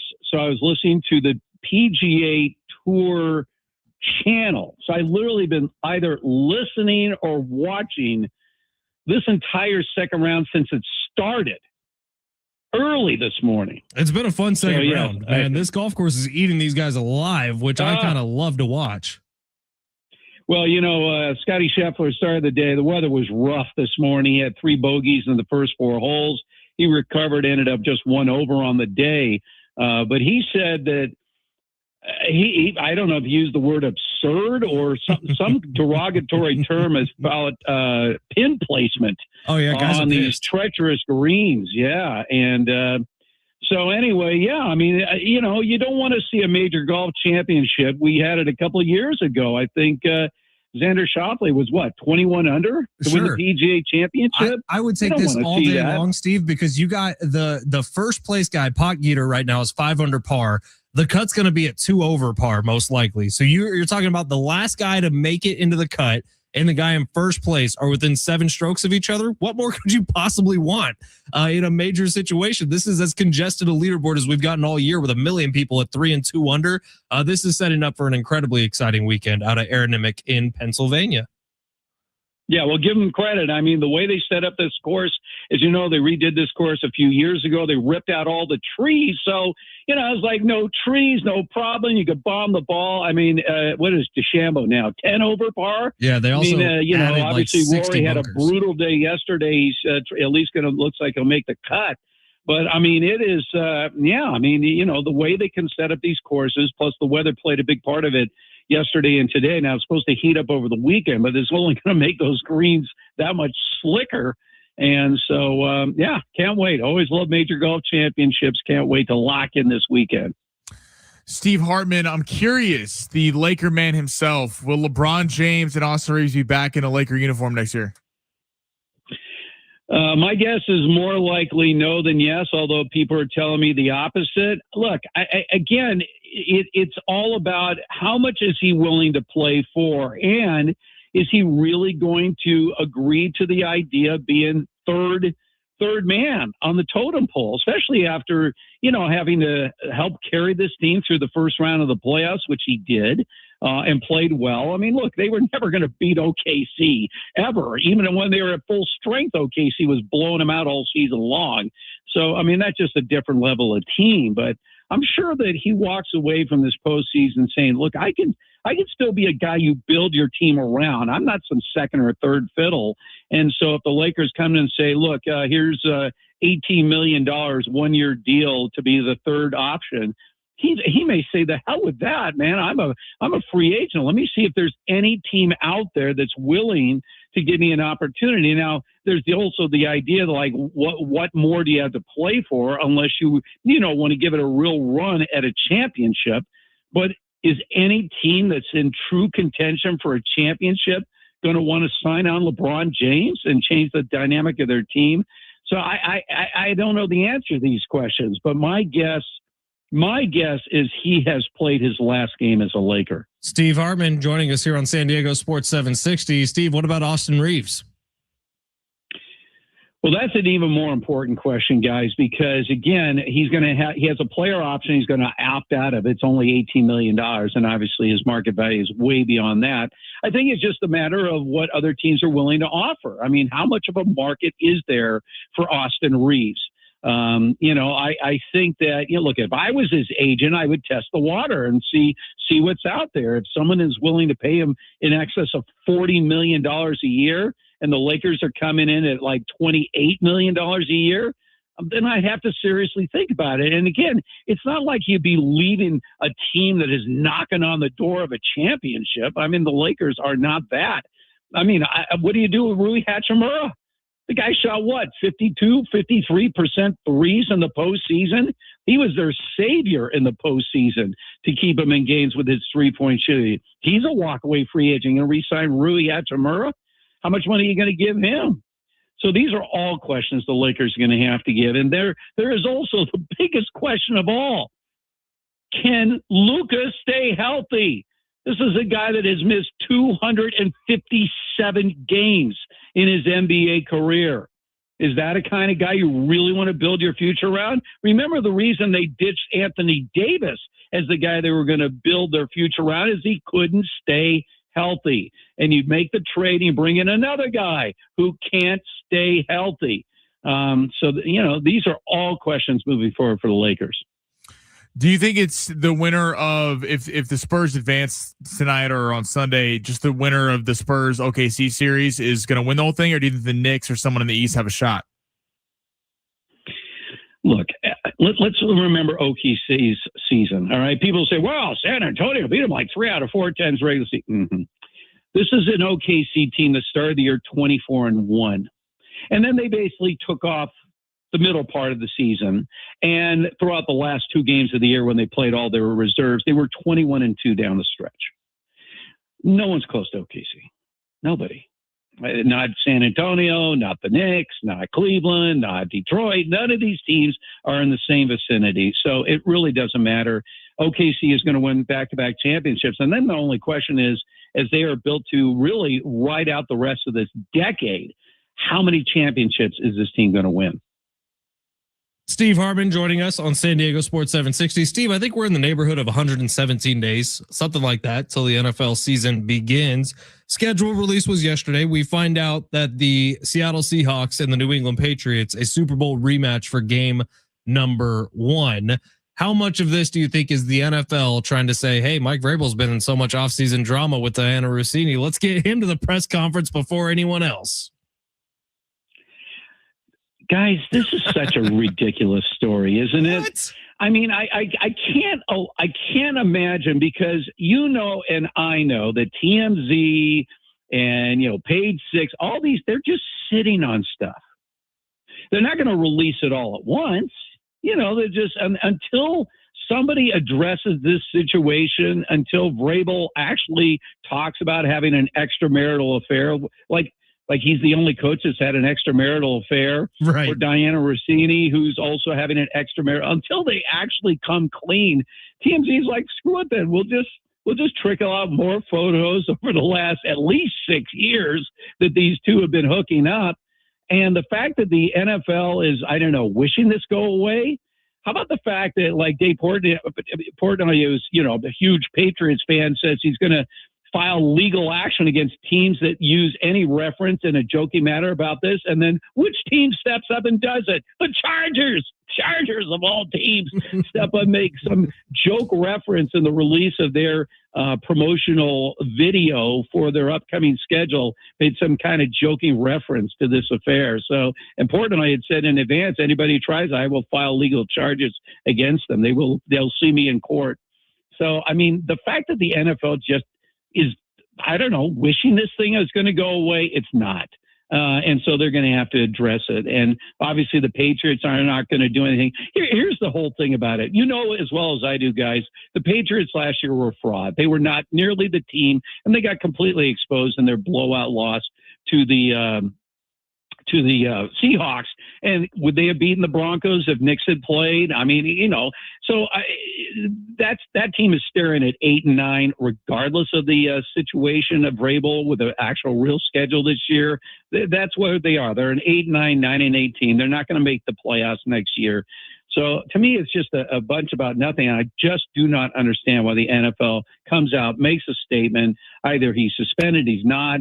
Make a statement. We really don't care if coaches or anybody else has extramarital affairs. Take a stand. Do something and stop letting this linger. Hey, I find it hilarious that this is like the 9th biggest scandal that's rocked the Patriots over the last 2 decades, but we're just still running with it. And you're right, the photos keep coming. Steve, I hate to do this, but we have to actually cut you short today. I sincerely do apologize, but we got to take a break. We have to get out. We're running out of time. I'm just getting started, guys. I know. All right, bonus time. I want bonus time down the side. I need more time with you guys. You know what? Next week, we're going to break the segment before way too early. That way we can go a little longer with you next week. Is that okay? Yes, sir.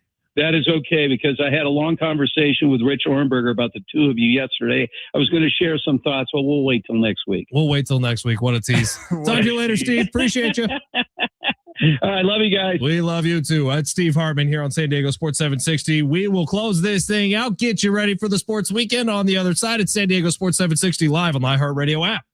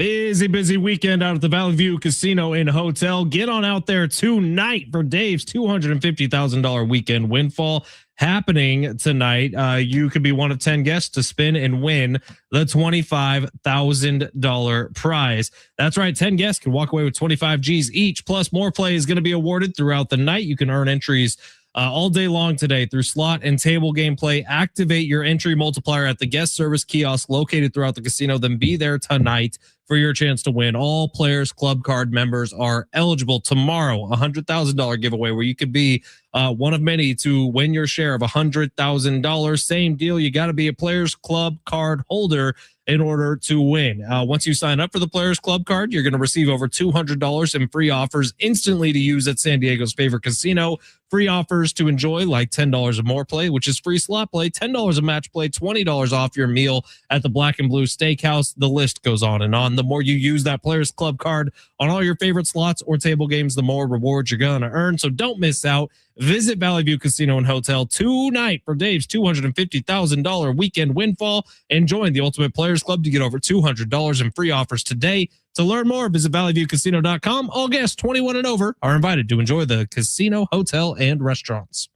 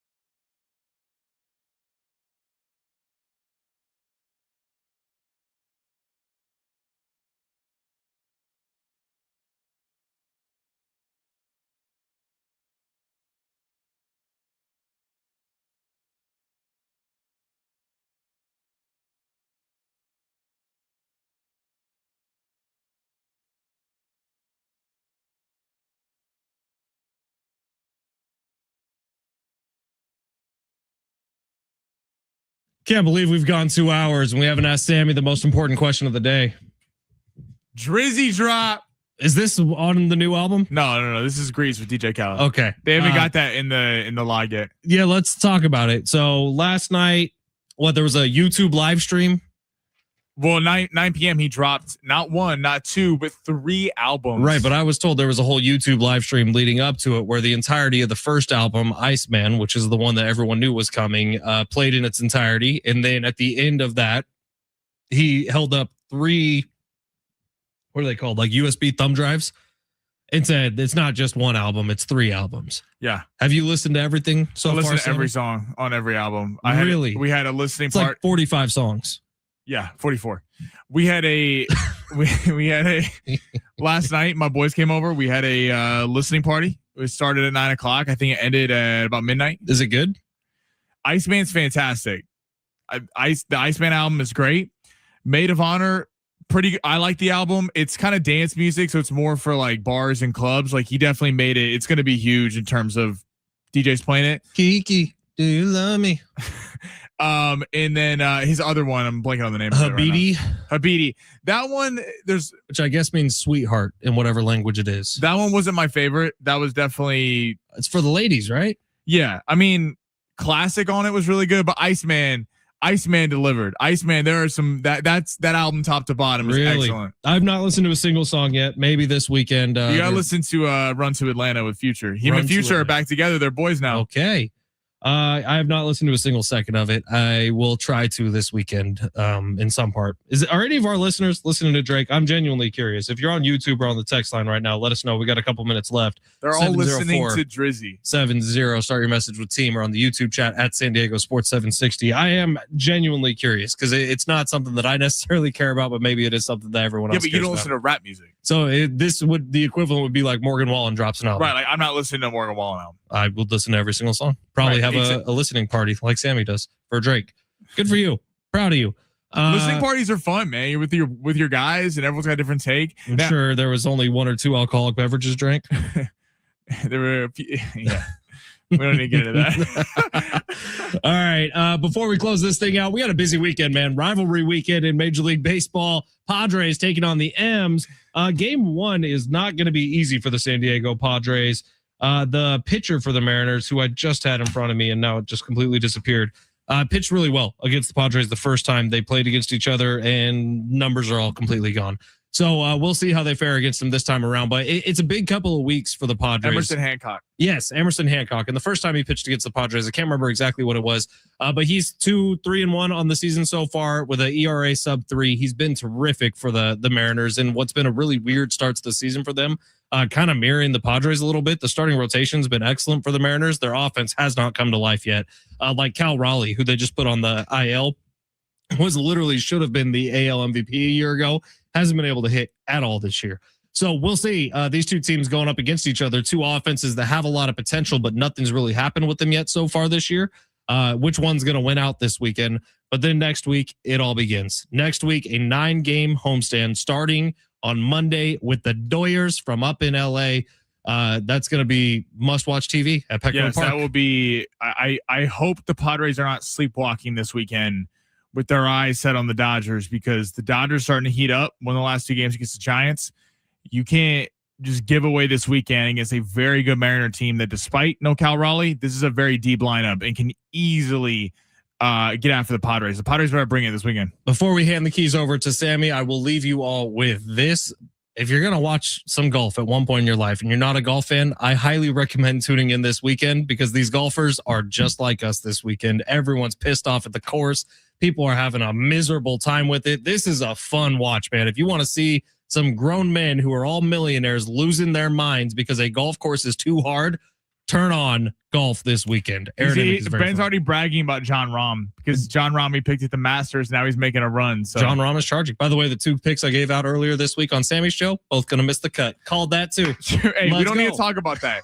Listen, but somehow I have money on Alex Smalley to win the whole tournament. Yeah, what the hell? Alex Smalley, who I thought I was placing a bet on him to make the cut. Turns out it's a bet on him to win the tournament. He's currently in second place, 1 shot off the lead, already in the clubhouse. So have a great weekend, everybody. Thank you for being here this week. Shout out to Joe Dreams. Go follow him. Go live Joe Dreams, everybody. Really enjoyed meeting Joe Dreams today. Yeah, it was great, man. We'll see you on Monday. San Diego Sports 760 live on the iHeartRadio app.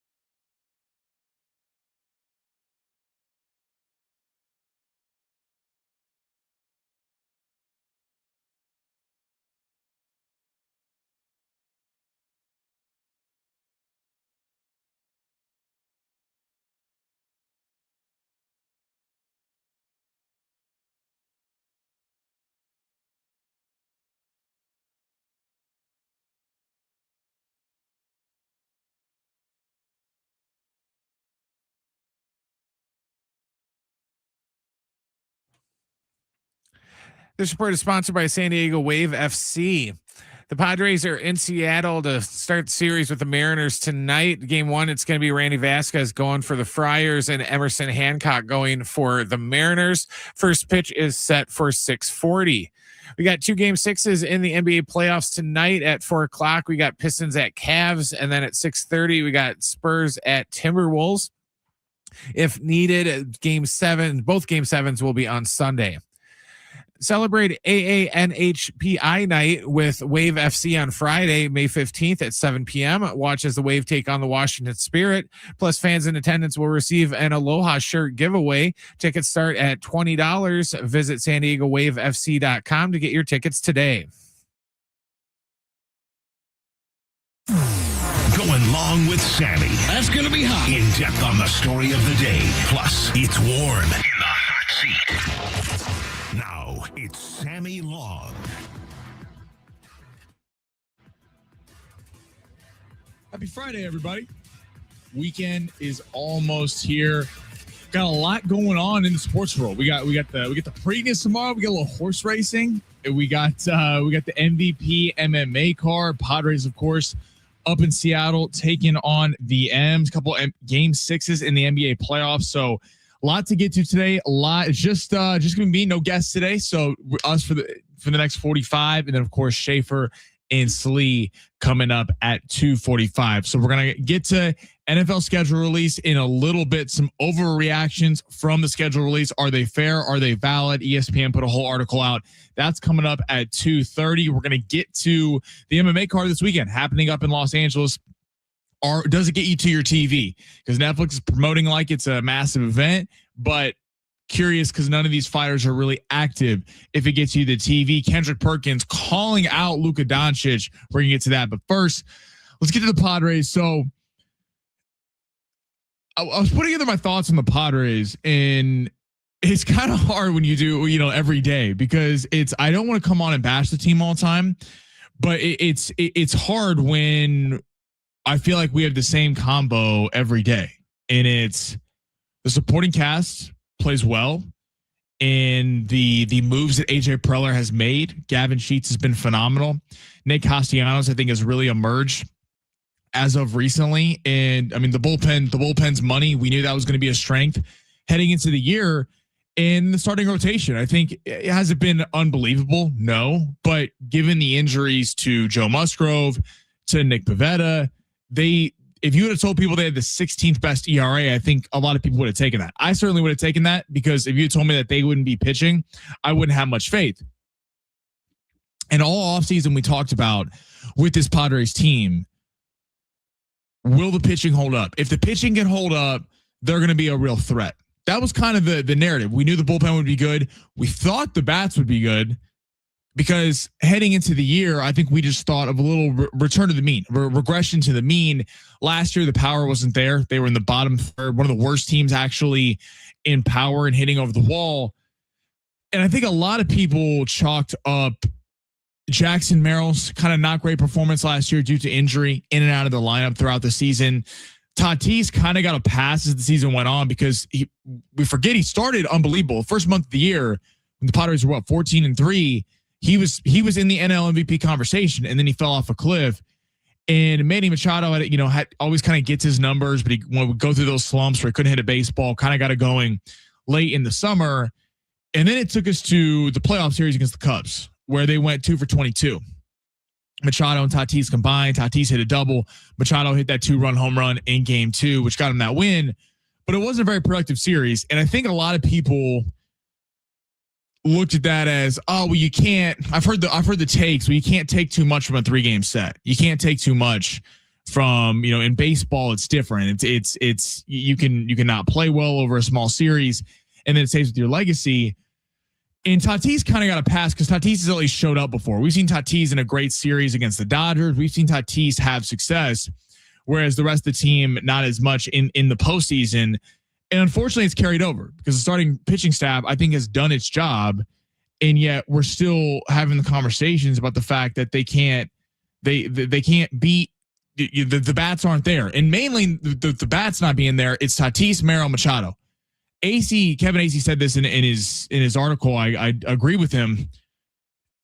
Gavin Sheets was supposed to be a bonus piece. He was supposed to be an addition to the Stars playing well. Nick Castellanos was supposed to be a veteran piece that AJ Preller would have went out and got and could come off the bench if needed be. A guy who once signed a $100 million contract with the Phillies, has played in some really big games in a city in Philadelphia that holds its teams to high standards.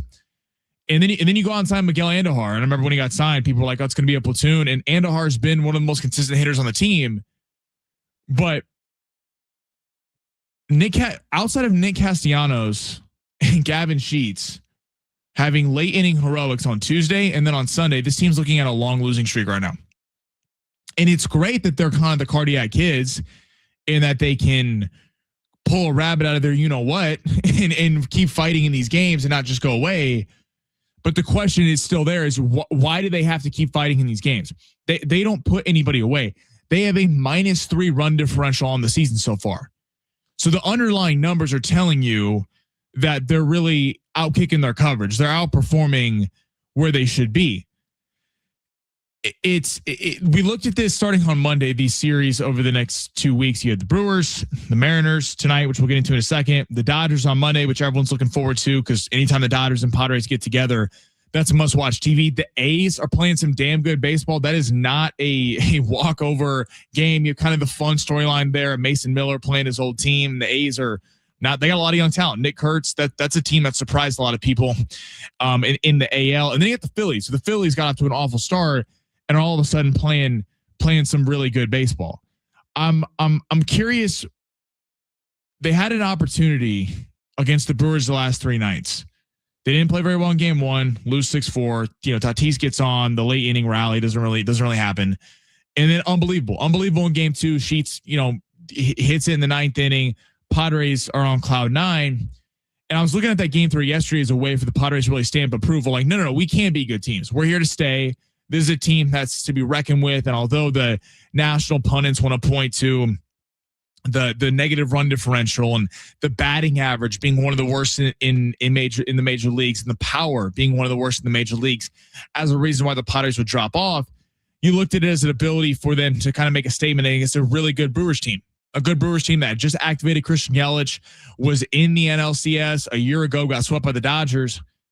And then the Brewers came out and looked like they took that loss personally in game 2 and came out whooped up on the Padres yesterday. So the Padres get a golden opportunity over the weekend. I mean, playing the Seattle Mariners, this is a team that, to the Padres' credit, they beat them earlier this year at Petco Park, which was a nice series win.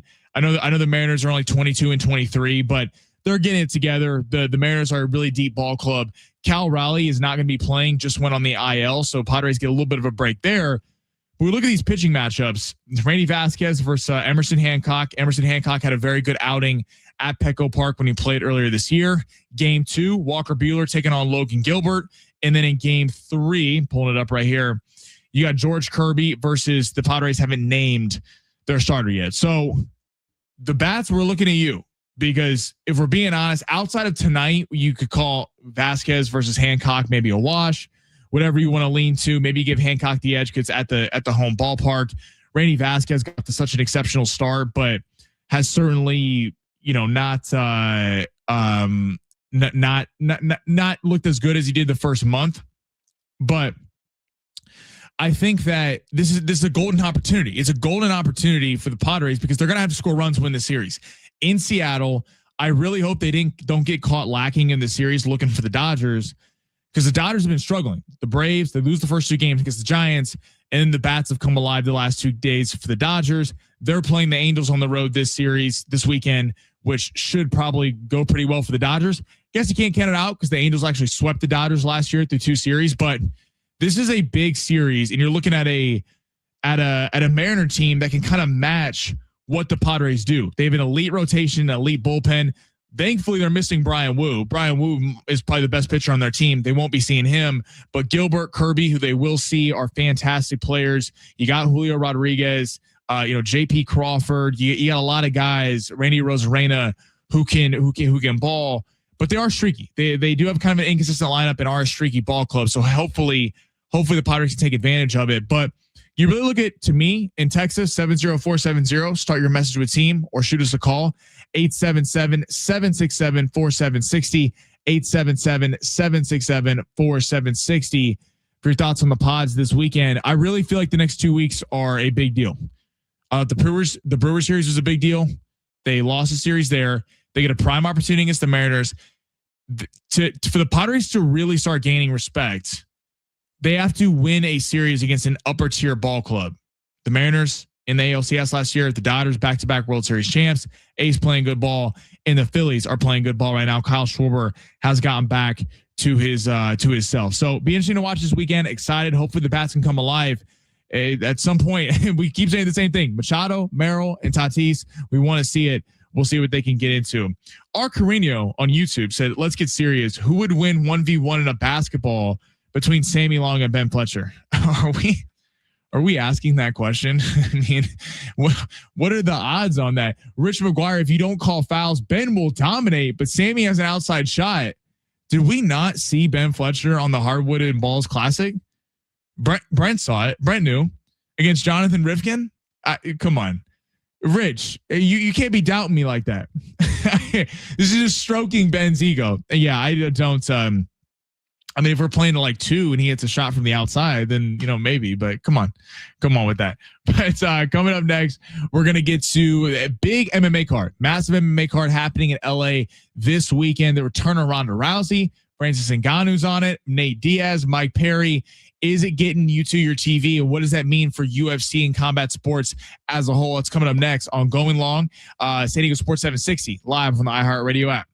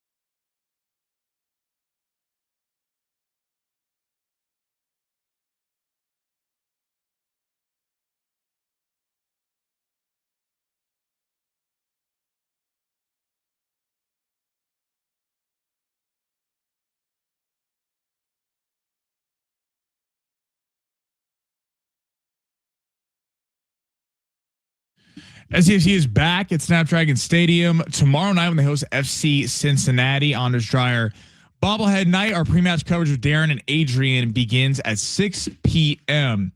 Yeah, excited for that game. You know, the SCFC, a lot like Padres, kind of been waiting for them to turn it on the last couple of months. They, you know, kept having all these draws against good teams and kind of been sliding down the table. And it's been odd in the Western Conference because you look at it and go, they started out really hot, had an unbelievable run last year, and teams kind of started, you know, pointing to them on their schedules, the team they want to beat, to go from the, you know, hunter to the hunted.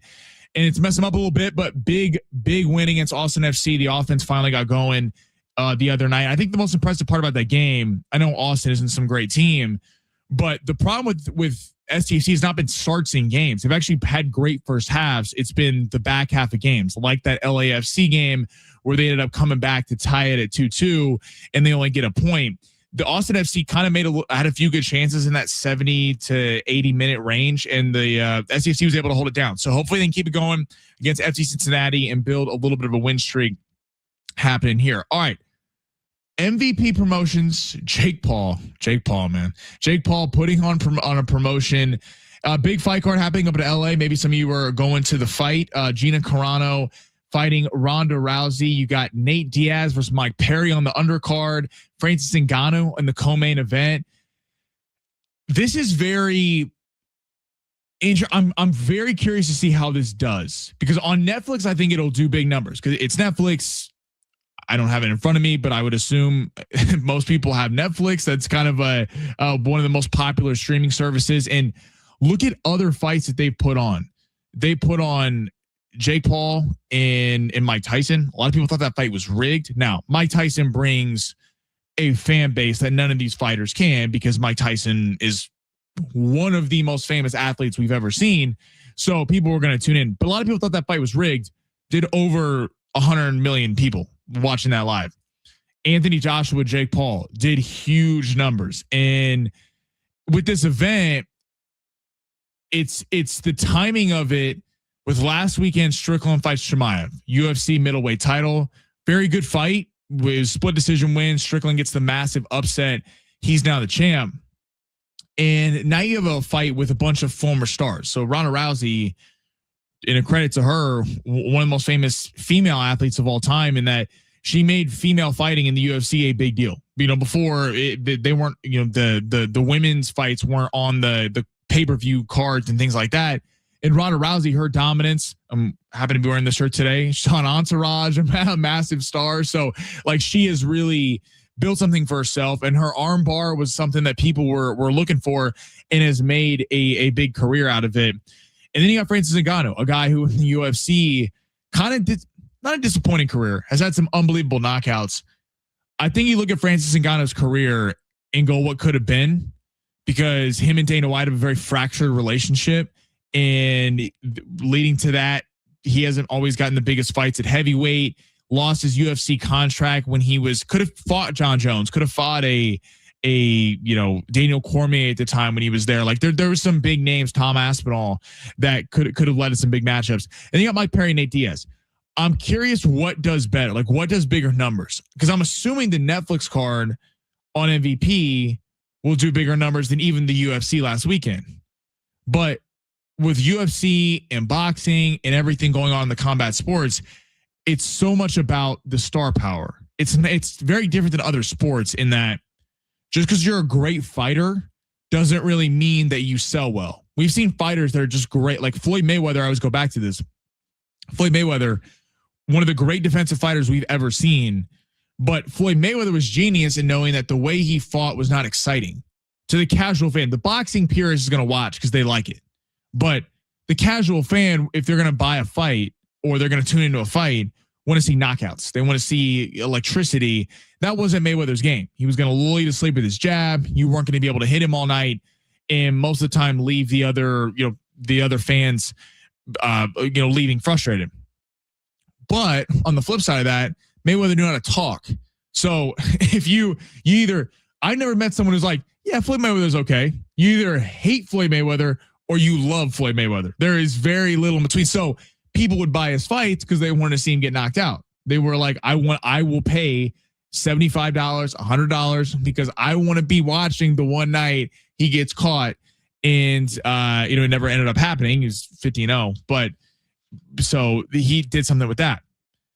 The UFC has put on great fights over the years, and that it's one promotion. Yeah, they have PFL, you have one league, you have a lot of other leagues, but they're not on the same level as the UFC. So if you claim that you're the best MMA fighter in the world and you're fighting in the PFL, you can't really make that claim because you're not fighting the other elite opposition. The UFC has done an excellent job of, if you're the champ, you're facing the number one contender. And then if he's not available or she's not available, it's number 2, 3, and so forth. Boxing's problem has been, it's been so divided between promoters that we haven't always gotten the fights we wanted to see, because a promoter goes, I'll take an A-side fighter and let him fight a B-side fighter in my stable and get to keep all the profits, versus an A-side fighter fighting an A-side fighter in the fight that everyone actually wants to see, but I have to split the profits with another promoter. So that's what's led to, like, Mayweather Pacquiao should have happened 4 years earlier than it did. And that fight might have played out differently. Who knows? We'll never know. But when, they didn't make that fight when Manny Pacquiao was really a killer at the time and Mayweather was in his prime. So it leads back to like this MVP card. This is a card that's a fun watch in terms of, it's just big names. You're like, oh, Ronda Rousey's back and Francis Ngannou. It doesn't mean anything for the fight game going forward because they're all old fighters. Nate Diaz has, ran out his UFC contract, and Ronda Rousey's not getting back in the UFC title picture. Francis Ngannou has just been putting on these kind of side quest fights, fought Tyson Fury in boxing, fought Anthony Joshua.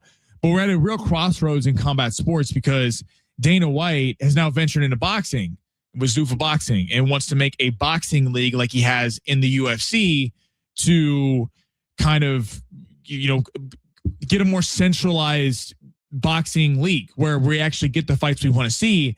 And we're headed for an interesting time because UFC fighters, like 858 says, Dana White doesn't pay his fighters. Just saying, can't read the rest of that text, but that's been the critique on Dana White, is that he hasn't paid his guys.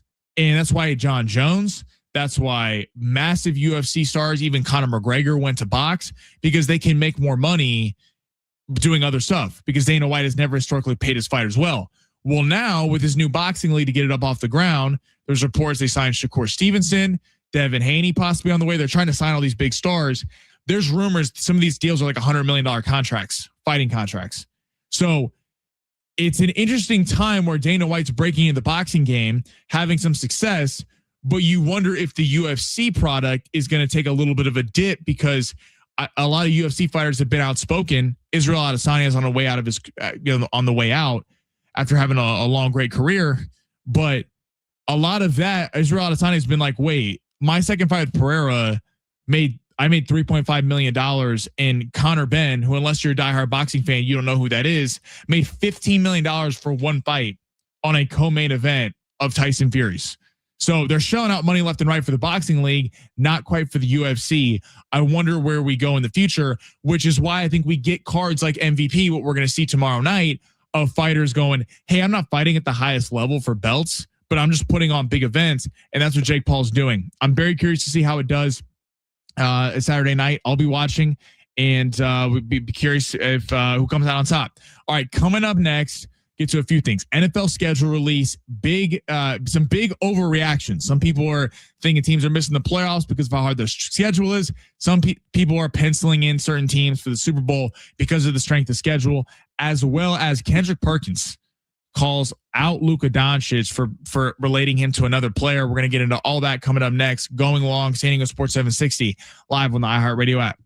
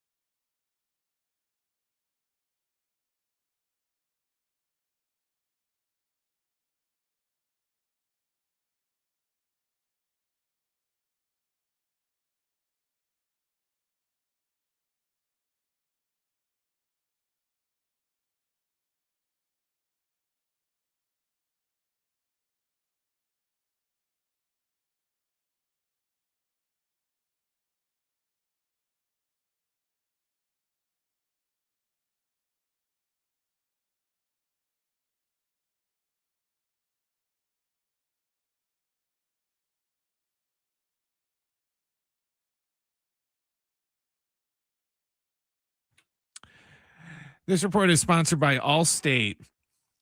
The Padres are in Seattle to start their series with the Mariners tonight. It's going to be Randy Vasquez going for the Padres and Emerson Hancock going for the M's. First pitch is set for 6:40. We got a pair of game 6s tonight in the NBA playoffs. At 4 o'clock, we got Pistons at Cavs. And then at 6:30, we got Wemby at the Spurs going at Ant-Man and the Timberwolves. Wish you could save on home insurance? With Allstate, you could easily save and get quality protection. Yep, it's a win-win. So what are you waiting for? Check Allstate first for a quote today. You're in good hands with Allstate.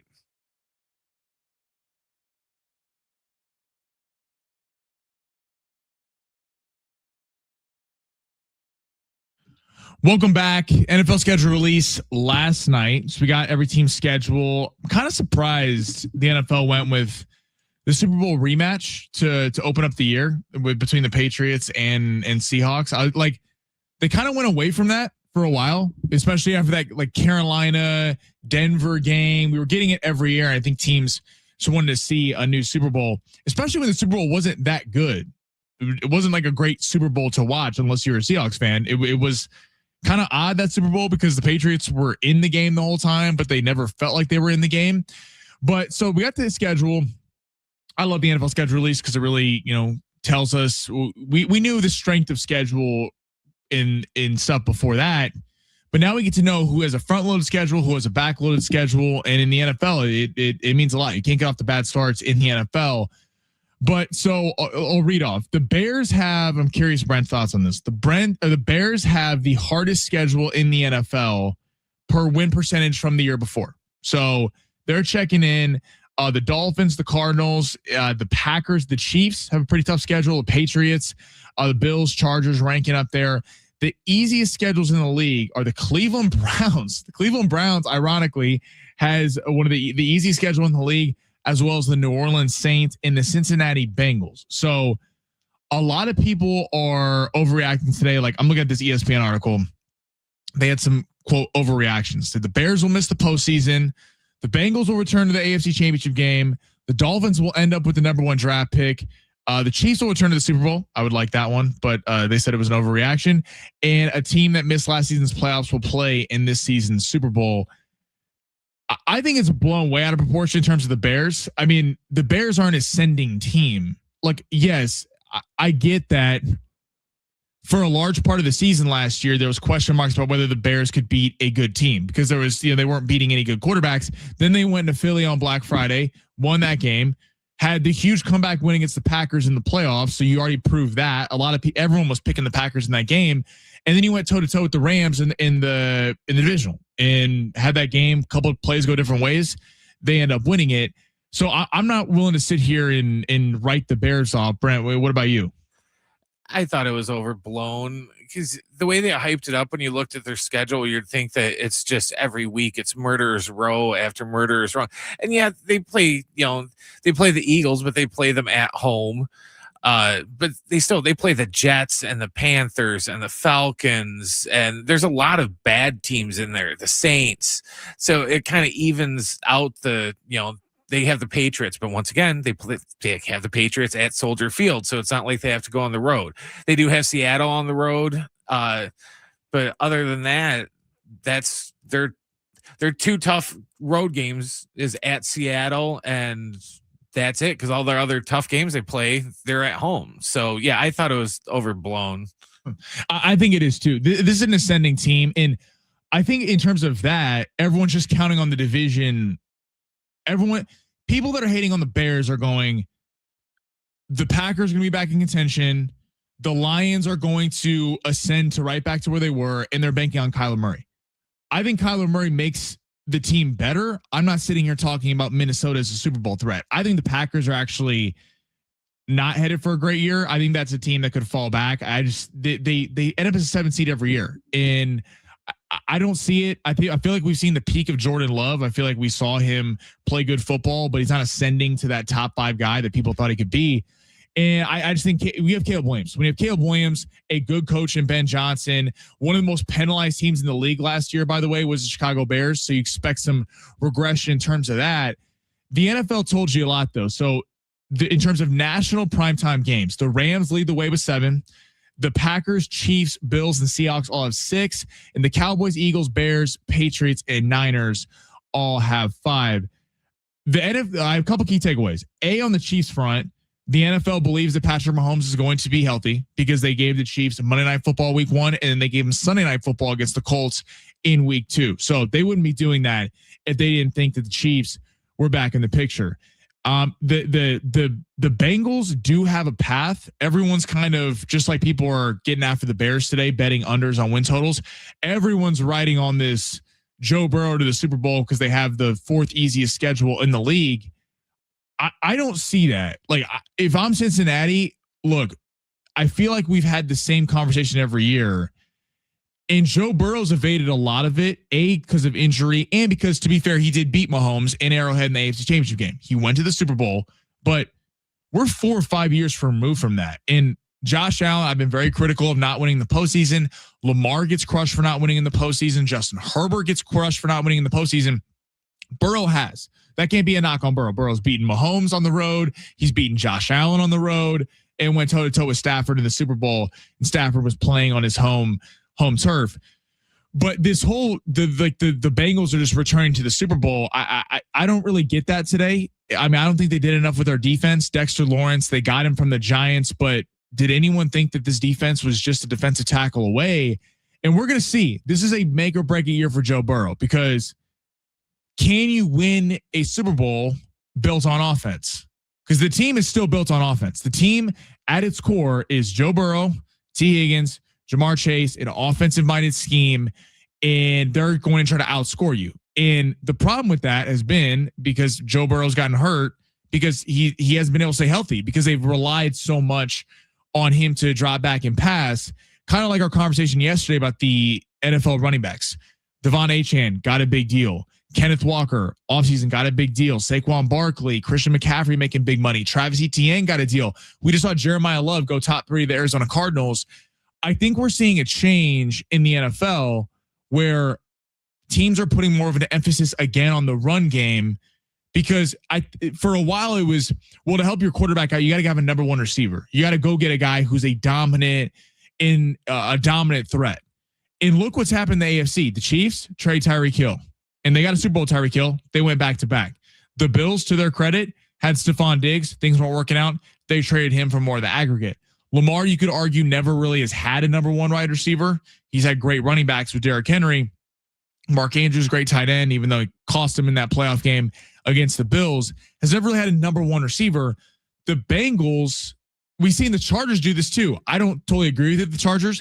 I don't think the Chargers have a number 1 receiver. Ladd McConkey, to me, is not a number 1. He's a great number 2. He's not a number 1. The Bengals are going in the complete opposite direction. They are trying to win with offense. They are like, screw running the football. We are going to pass, and try to get to a Super Bowl. And it's interesting to me how we're seeing the league change, and that the running game is becoming a much bigger factor of it. Because it's like, you don't need just great receivers to help out your quarterback. If you have a running game where you have a guy like Mahomes coming off an injury, people worry about Josh Allen with the fact that he takes so many hits. Lamar Jackson, people wonder when that first injury happens because he is such a mobile quarterback. Look what Derrick Henry has done to Lamar Jackson's career. He's been able to run the ball less. I know he was hurt last year, but he's been able to take more of an offensive role and show what a passer he is. With the NFL schedule, it's hard right now to, this team's got an easy schedule. This team's got a hard schedule. They're missing the playoffs. They're making it, because also all the win percentages are based on years before. So we look at a couple teams like the Raiders, like the Giants. They had a few wins combined between them last year. I think we look at the Raiders as not a playoff team, but certainly as Mendoza gets his sea legs under him, or if it's just Kirk Cousins, that's a tough out. And the Giants are now a team that people are curious with Jackson Dart, Harbaugh there, Scatabo, Malik Neighbors. They drafted Arvell Reese, Malioga, the right tackle. So there's a lot of fluidity, and I wonder what this year's team is, because look at last year. No one had the Seahawks and Patriots. No one had the Colts. Remember, everyone had the Chiefs. The Chiefs fell flat on their face. The Ravens did not have a successful season. The Bengals did not have a successful season. The Lions, a lot of people thought that maybe last year was their year after they really got hurt the year before. and they didn't make the postseason. I wonder what team that we're going to be talking about this year that no one's talking about right now, because no one had Seattle. Seattle was widely expected to be picked last in that division against heading into the season. Maybe they'd be above the Cardinals, but everyone had the Niners, everyone had the Rams, and they came out of nowhere. And the Patriots, who had that on their bingo card that they would get to the Super Bowl. The Colts had a great season.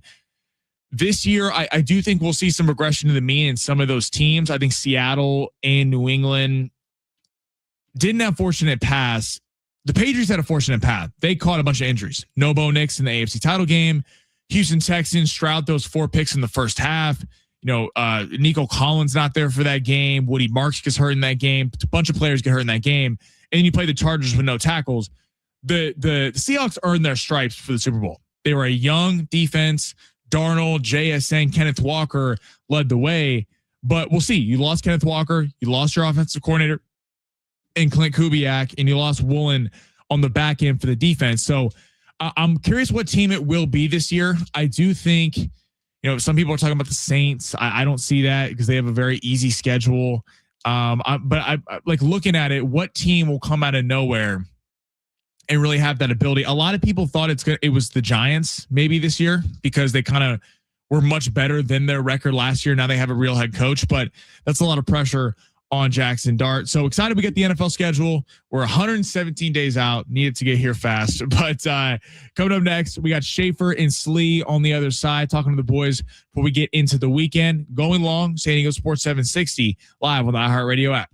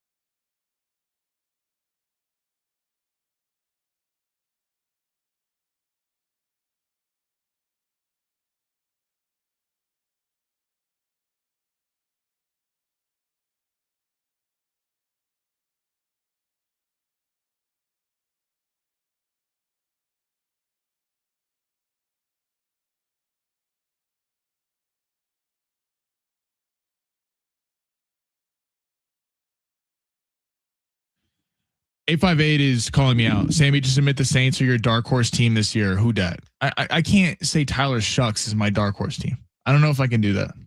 I don't know if I can ride with the New Orleans Saints. Say it, Sammy, on this May 15th. I need your Saints takes right now. No one's gonna forget it, man. Is it 858? Who dat? Going for New Orleans. What's up, boys? What's going on? What is going on? What is going on?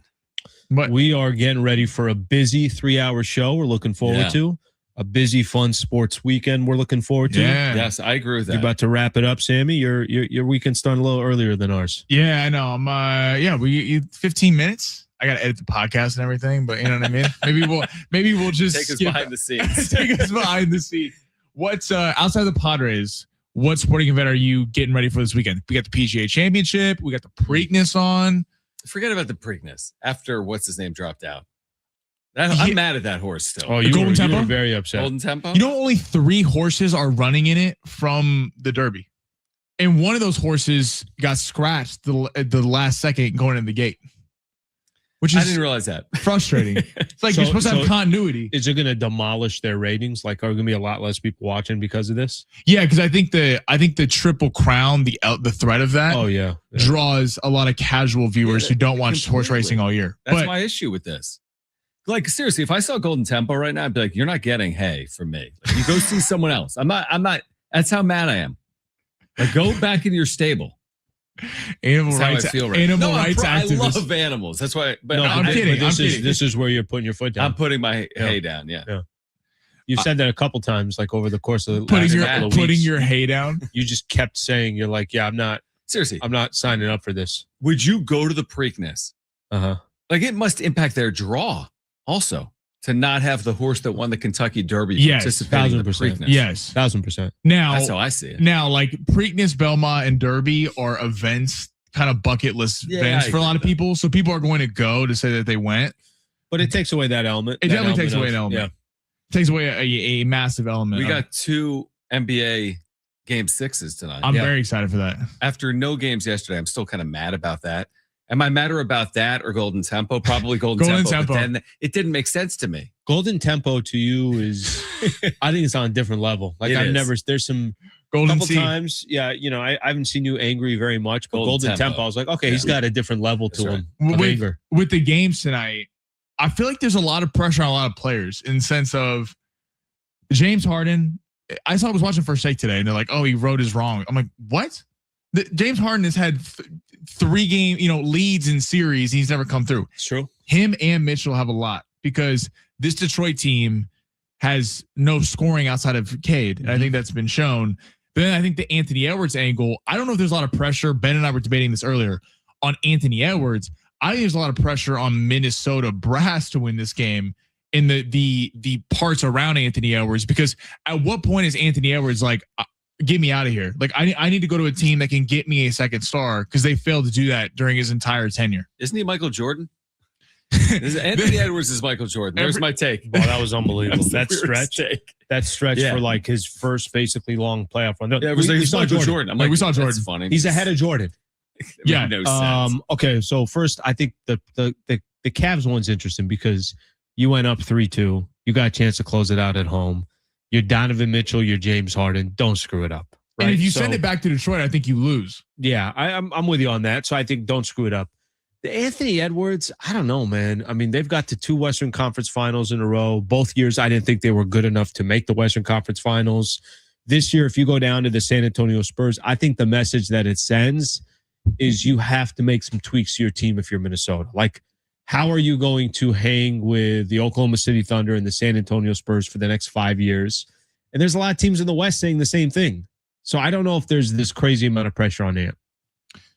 I'm with that. See, because Anthony Edwards, I don't think anyone's doubting his greatness. And I agree with your point that the last couple of years, his teams probably shouldn't have gotten. They overachieved. They overachieved. Yeah.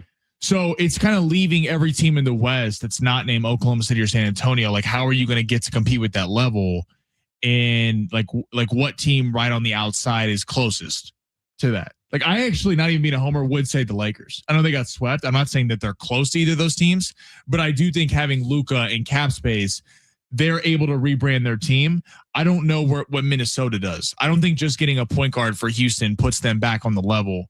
Like I think those Denver feels like it's like Jokic and Murray, unbelievable. You already paid the rest of this roster. I think it's a must-win game for the T-Wolves. There's my breakdown. There you go. I feel like if they don't win this game, they're in serious trouble. And I feel the same way about the Pistons. Do you think anyone can give them credit or problems, Oklahoma City or San Antonio?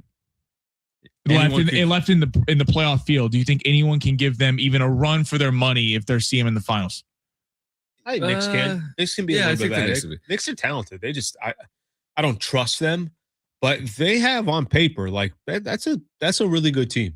And I don't think it's a foregone conclusion like this idea, and I push it like, oh, Oklahoma City, they're cut above everyone else. But I feel like if they play San Antonio, that's a legitimate series. The Spurs went 4-1 against the Thunder this year. I'd be shocked. Was it 4-1? 4-1. 4-1. In the dirty secret with that is Stephon Castle has been the thorn in SGA's side. SGA's offensive metrics have been terrible when Castle's guarded him, and that's who they've just stuck on him the entire game. All right. Well, they got San Antonio has what it would take. They're young. They got defenders. They got, like there's a challenge of you think you're better than like they're also got this ego to them that's healthy. And then they got obviously Victor Wembanyama. I'm actually kind of ruined. I wouldn't mind San Antonio wrapping this thing up tonight. I want to see that series. I want to see San Antonio. Okay. Yeah, me too. Like if I'm picking here, I would like to see those two teams go at it in the Western Your Conference first glance, is that a 7-game series or no? I think it could be. I think it could be 6 or 7. Oh, 6, 7. I'd be very surprised if it was a 5-game series. Like, is Oklahoma City's not going to win in 5? I wouldn't think. No. In some teams, I think also because they're 4-1 against Oklahoma City this year, something like that. So does that continue in the postseason? Because it's one thing for a regular season narrative for Oklahoma. A long time ago too. 4 of those games were before the new year, I think. In OKC, kind of sleepwalking through the regular season. They feel a lot like the Dodgers sometimes, where they're like kind of bored until they get to the postseason, and you wonder if San Antonio can make the adjustments game to game to beat in Oklahoma City, where Oklahoma City's been here before. Yeah, I think San Antonio's going to make it a series. Yeah, me too. I like the matchup. Like I think it's a legit matchup. The only thing San Antonio doesn't have, they don't really have experience, but like they're gaining their experience. Yeah. They're doing their thing. I agree with you. What you boys got on the show today? Kevin AC in Seattle. Will join us. Aztec ticket sales killing it for football. Are up. Want to talk about that? Yeah. Want to talk about Is it all to you guys? Machado. Is it all because of what? Is it all because of you guys? Because you had Sean Lewis on the show? Because of the show? Maybe. Could be. Yeah. A lot of people I'm trying to take credit for it. Yeah. It's not because of Golden Tempo, I promise you that. Maybe people won on Golden Tempo, so now they're shipping out tickets for San Diego State. Don't come to the Breeders' Cup Golden Tempo if it's in Del Mar. Not welcome. We don't want the Derby winner. All right, keep listening to these guys on the other side. Have a good weekend, everybody. See you on Monday.